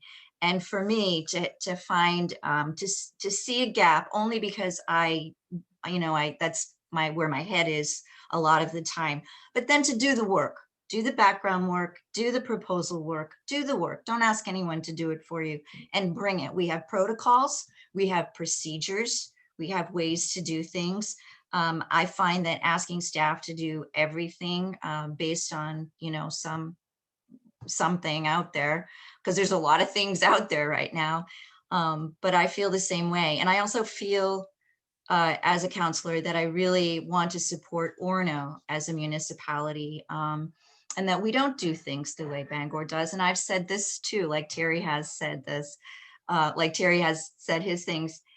We're not Bangor, we're not Portland, we're not Atlanta, we're not, this is who we are, and this is why we got elected, because we do care about this particular town, and that is our focus. I mean, that's our focus, is Orono. I mean, I didn't run for Bangor or anything, and I probably never will. But anyway, so I agree. And Sophie, I hope that anything that I ask you to do, you do when you have time to do it at your convenience, not because I'm insisting that you do it. So I do appreciate you calling this to our attention. I can clearly remember 10 years ago when we were looking for a new town manager. and we talked a lot about the qualities we were looking for, and it was clearly a focus on an operational town manager, a person who could be involved in decision-making at the different department levels, who could provide the supervision to senior staff. And hiring a person from a very small town who had a lot of experience, hands-on experience on the operational level, is exactly what we wanted. And I'm certainly in favor of sticking with that mode of operation. Yeah, I was going to say it all comes down to taxes, really, at the end of the day, because you know, when I first joined council, part of that experience, or what the culture of council at that time, to me, in terms of how council interacted with staff and with the public, was that it is really a community service volunteer position, that councilors volunteer their specific professional skills to augment a staff that is underfunded, because we are a town that is perpetually underfunded for many reasons that are out of our control. So we don't have a lot of money, but we do have a lot of needs. You know, Tom's phrase, every budget season, infinite wants and, you know, finite needs. We are operating on half the, you know, the tax revenue that we would probably like to have for a town that does what we do. And so part of being on council was, you know, as Cheryl said, if you want to do something or you can help do something, you volunteer your time and your professional expertise to help staff complete work that otherwise would be too much time or too many tax dollars to get that work done with what we have. And that has shifted, and a lot of it has been public pressure. There's been a lot of interest in what government is doing and local government. And I certainly understand people have been riled up. They want change. They want to feel like they're involved. And for a lot of folks, the state level or the federal level is too far out of reach, and it doesn't seem tangible. And so what's more tangible, you know, when you're stuck at home in a pandemic, than the local government that's right down the street, and you can go to those people and you can see them at the coffee shop and you can say, I want you to do this and I care about this. And it's not that these issues aren't important, they are important. But Sophie's memo was, I think, a good reminder that that is not how our current municipal government is structured or funded. And so if the public really does want to have a more outward facing, more activist kind of local government with the council and the manager, that is a restructuring project, and that is going to cost money. And if that is a priority for the community, then that's fine. But that I understand folks out there kind of saying, you know, I hear this all the time at the playground or the drop off or pickup or whatever. Well, why can't council just do it? Just do it. Just put out a statement. Why can't the town just do X, Y, and Z? And it's not ever that simple. There's so much time and work, and that time and work means tax dollars.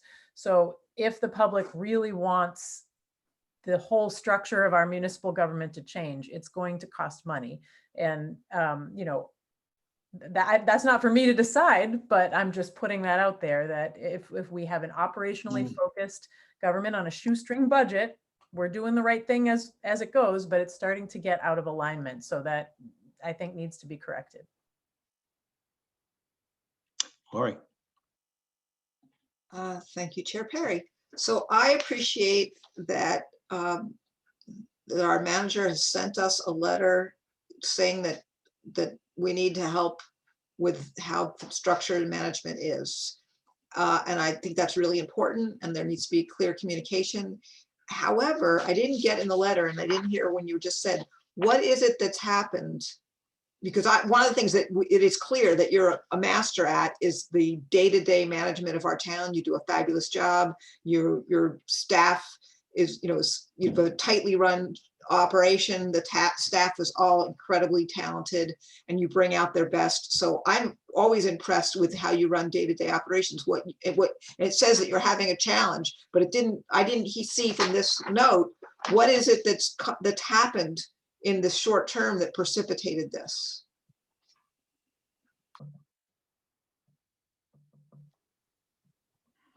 So what's happened in the short term? Council Chair Perry, do you want to take this, or? Either way.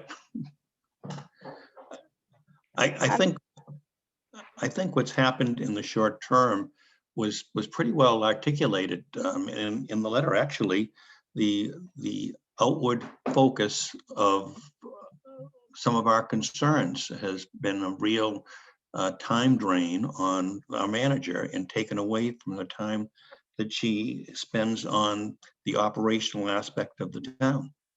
Is that a fair statement, Sophie? Well, can you give me an example of what as an outward focus that's? So I could probably give a handful, but the one I would, that precipitated that email was the effort that went into the anti-Asian violence statement. And while council spent an hour during a meeting talking about it, I gave up part of my weekend to write it, the first draft, and then was asked to redraft it. So came in the next morning and redrafted it, sent it out that night for comment. Comment of, can you tell me that you've seen it?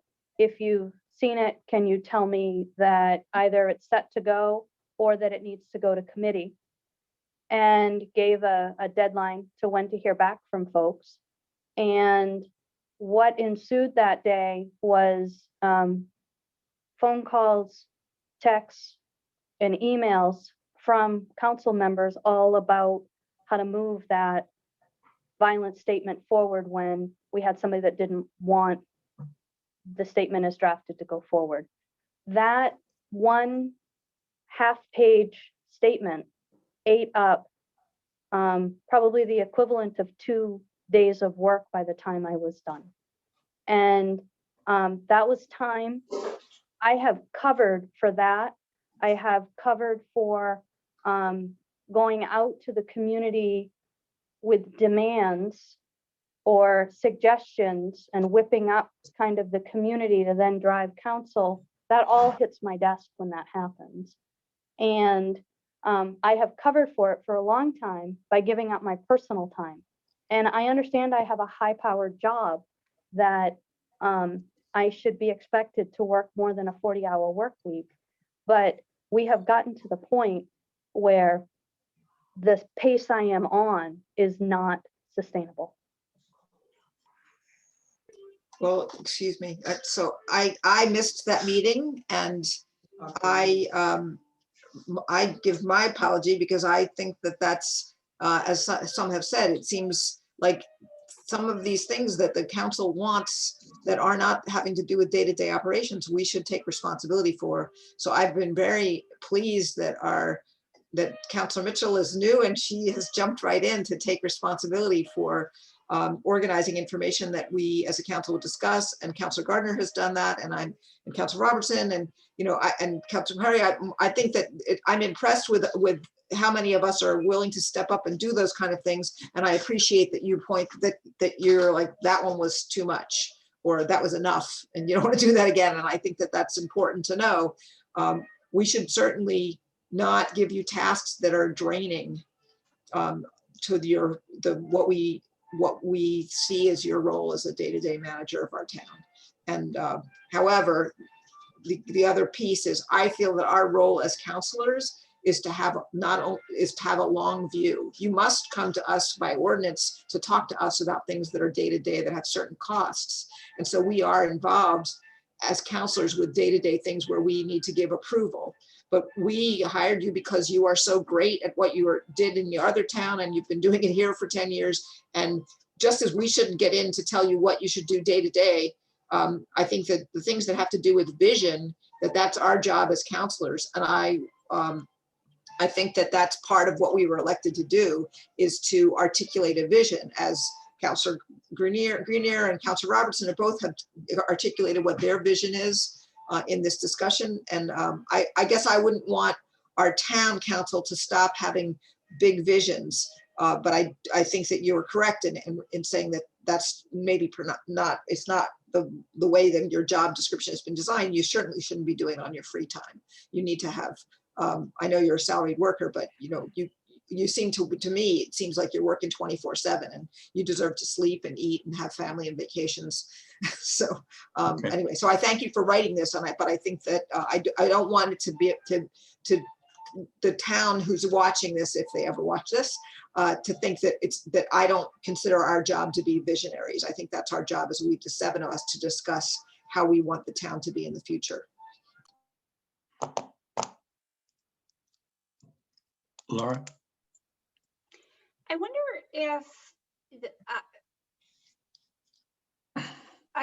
first, let me just acknowledge that I see this as an issue not only for Sophie and support her in kind of her perspective and what Councilor Chair Perry was saying as far as what was lined up in her job description.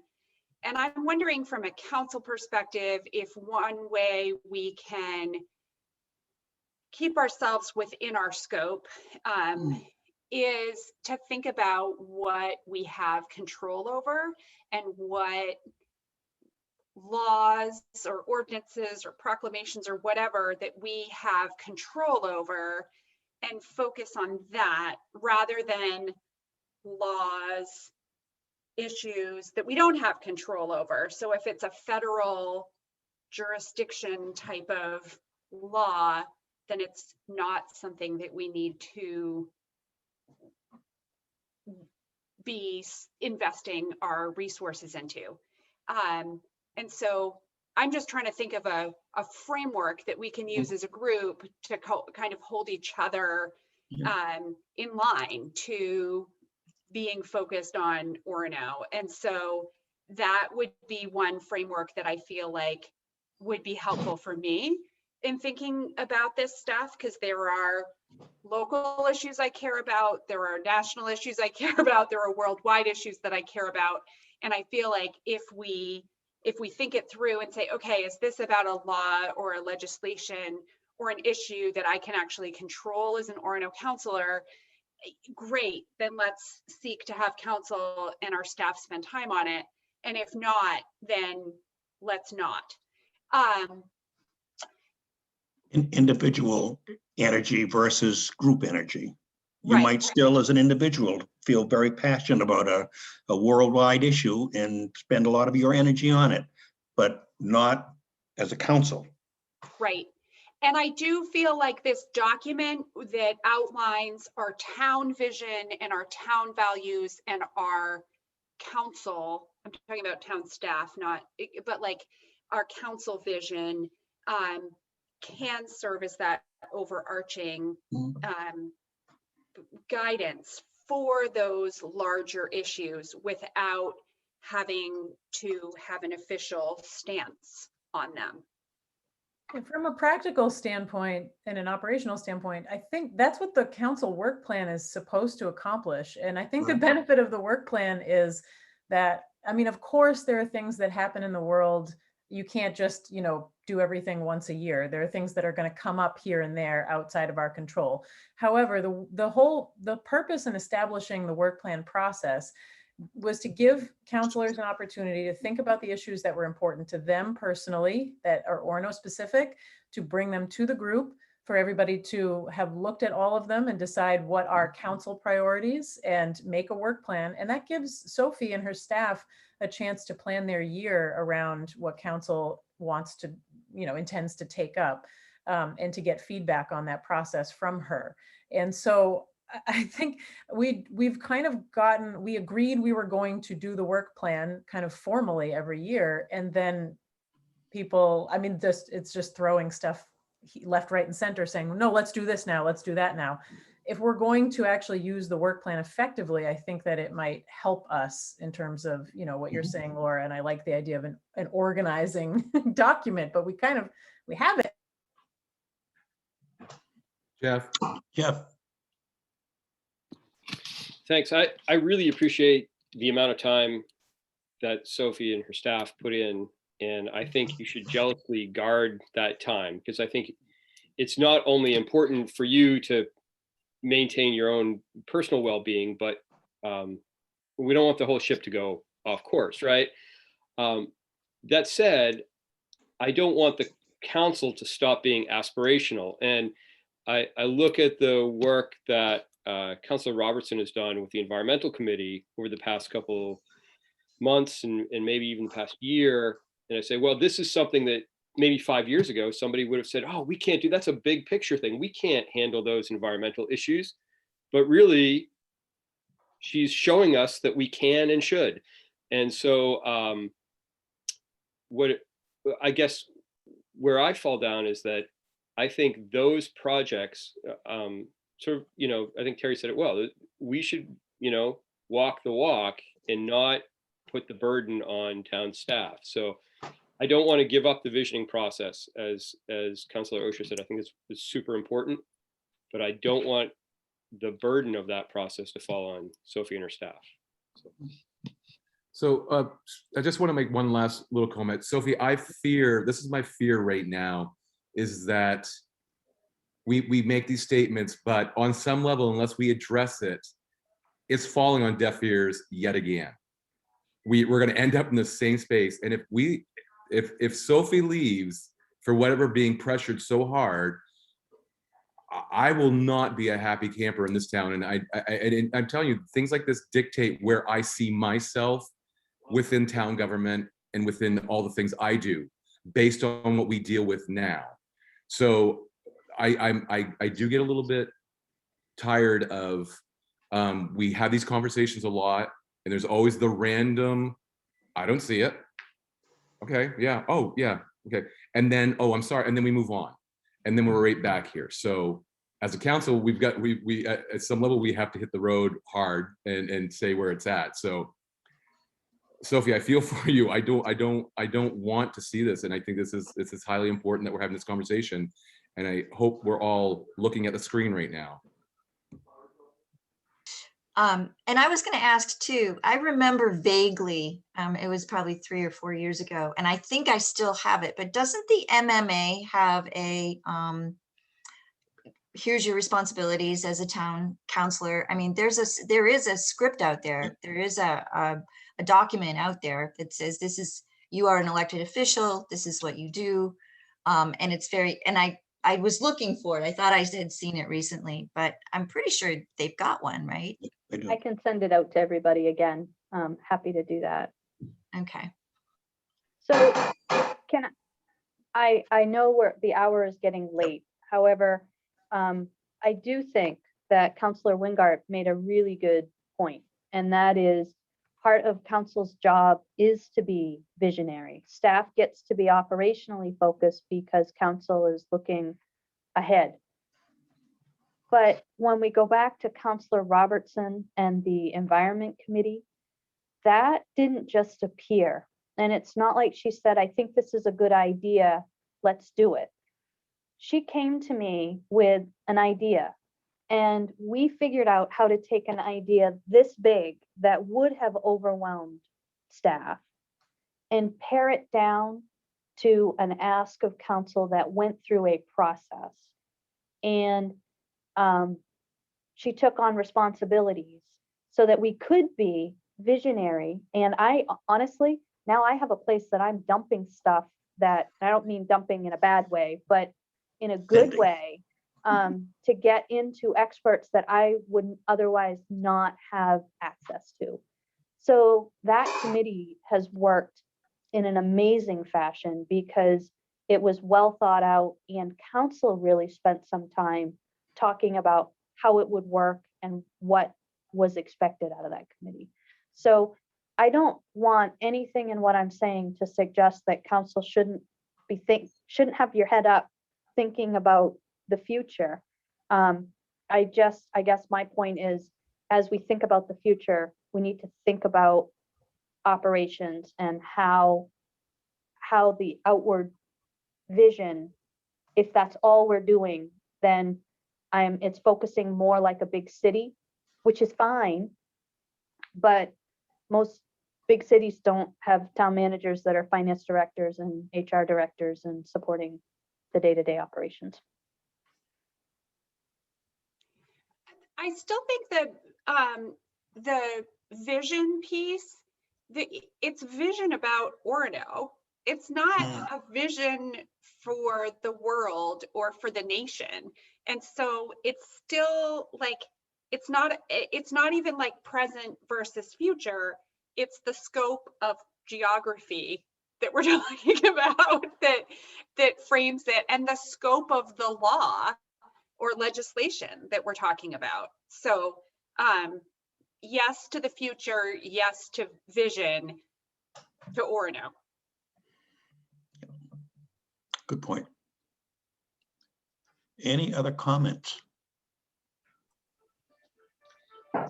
I just want to know, Sophie, what can we do for you? Like, I mean, how do you see this moving forward?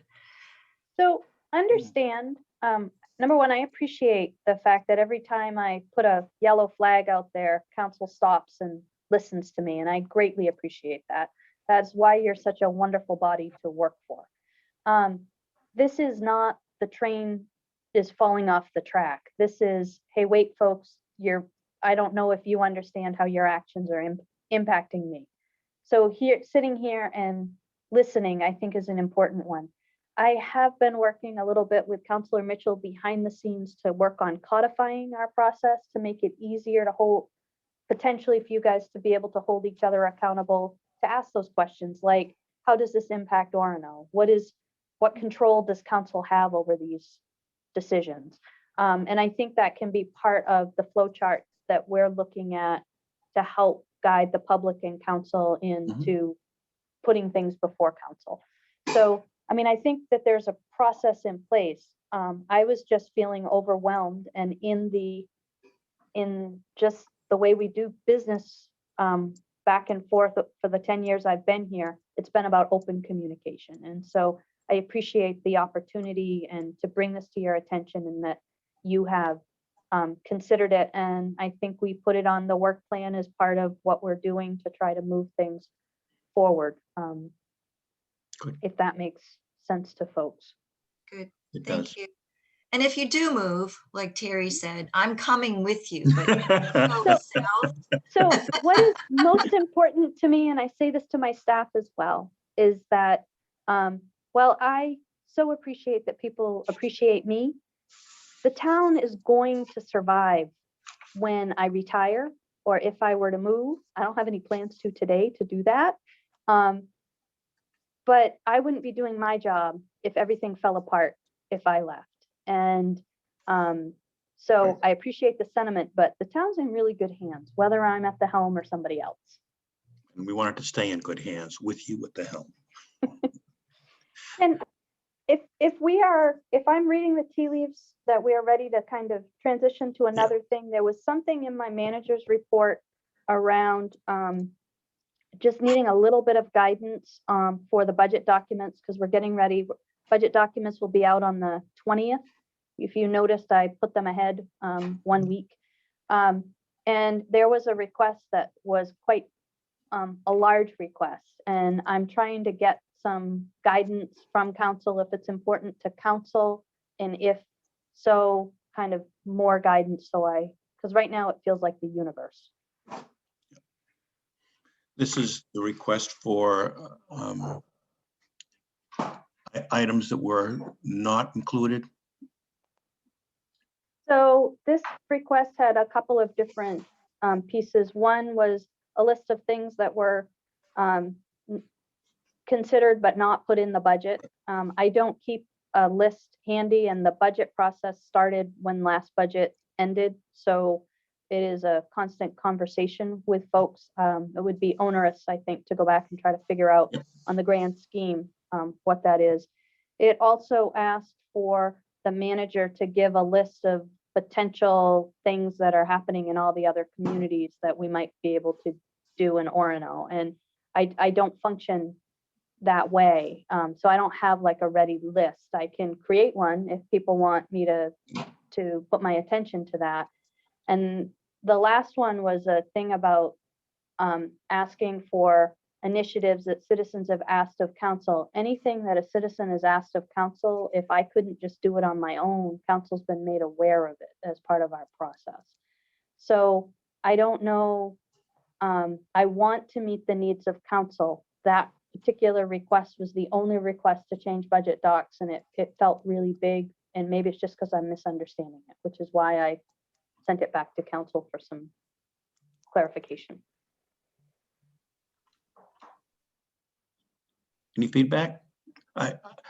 While I don't see the request to list some things that were not included in the budget as an unreasonable request, I don't think at this point in time it's going to be very effective to go back and try to recreate that's been happening over the last year personally. So that's not something that I would probably want to invest time in. Lori? Thank you, Chair Perry. I was the one who wrote that, and I thought I couldn't imagine anything specific because you were the mistress of specific. You always keep us all sorts of details, and I thought I have nothing to ask, but I also felt like you asked us to give you questions. So I came up with the only other question that was at the whole different scale. I don't want you to generate that if you don't have it, but so it was based from the way I work, which is if there's something that I thought would be a great thing to do and it hasn't been done, it goes on a list that one day I'd like to do that. So I asked the question in the way that my mind works. And since your mind wasn't worked that way, I didn't certainly not make it to be off-putting. I actually was trying to respond to your request for us to ask you questions about the budget. So that's, and I feel like our role as counselors is the big picture. So when we get to the budget discussions, we go line by line, and you and your staff are always very clear about why this line was in there. And so this was just a question about the stuff that didn't get in there. And also because you are so knowledgeable and connected to people that are other town managers, I thought you would also know what other stuff is brewing. And so you don't have to answer any of it, especially if it's going to take any extra time. I assumed that these are things that you could just toss off quickly because I know that you have all this knowledge and connections. So I didn't mean to make it onerous on you. Thank you, Laura. I'm getting mindful of the time. We had said we would try to be done by sundown, and it's past sundown. Are we okay calling it an end here? Thanks, Terry. So I'd like a motion to adjourn. So moved. Second? Thank you. Can we wave and thank you all for a long evening? Yes. Bye, everyone. We'll see you soon. Take care. Okay. Bye.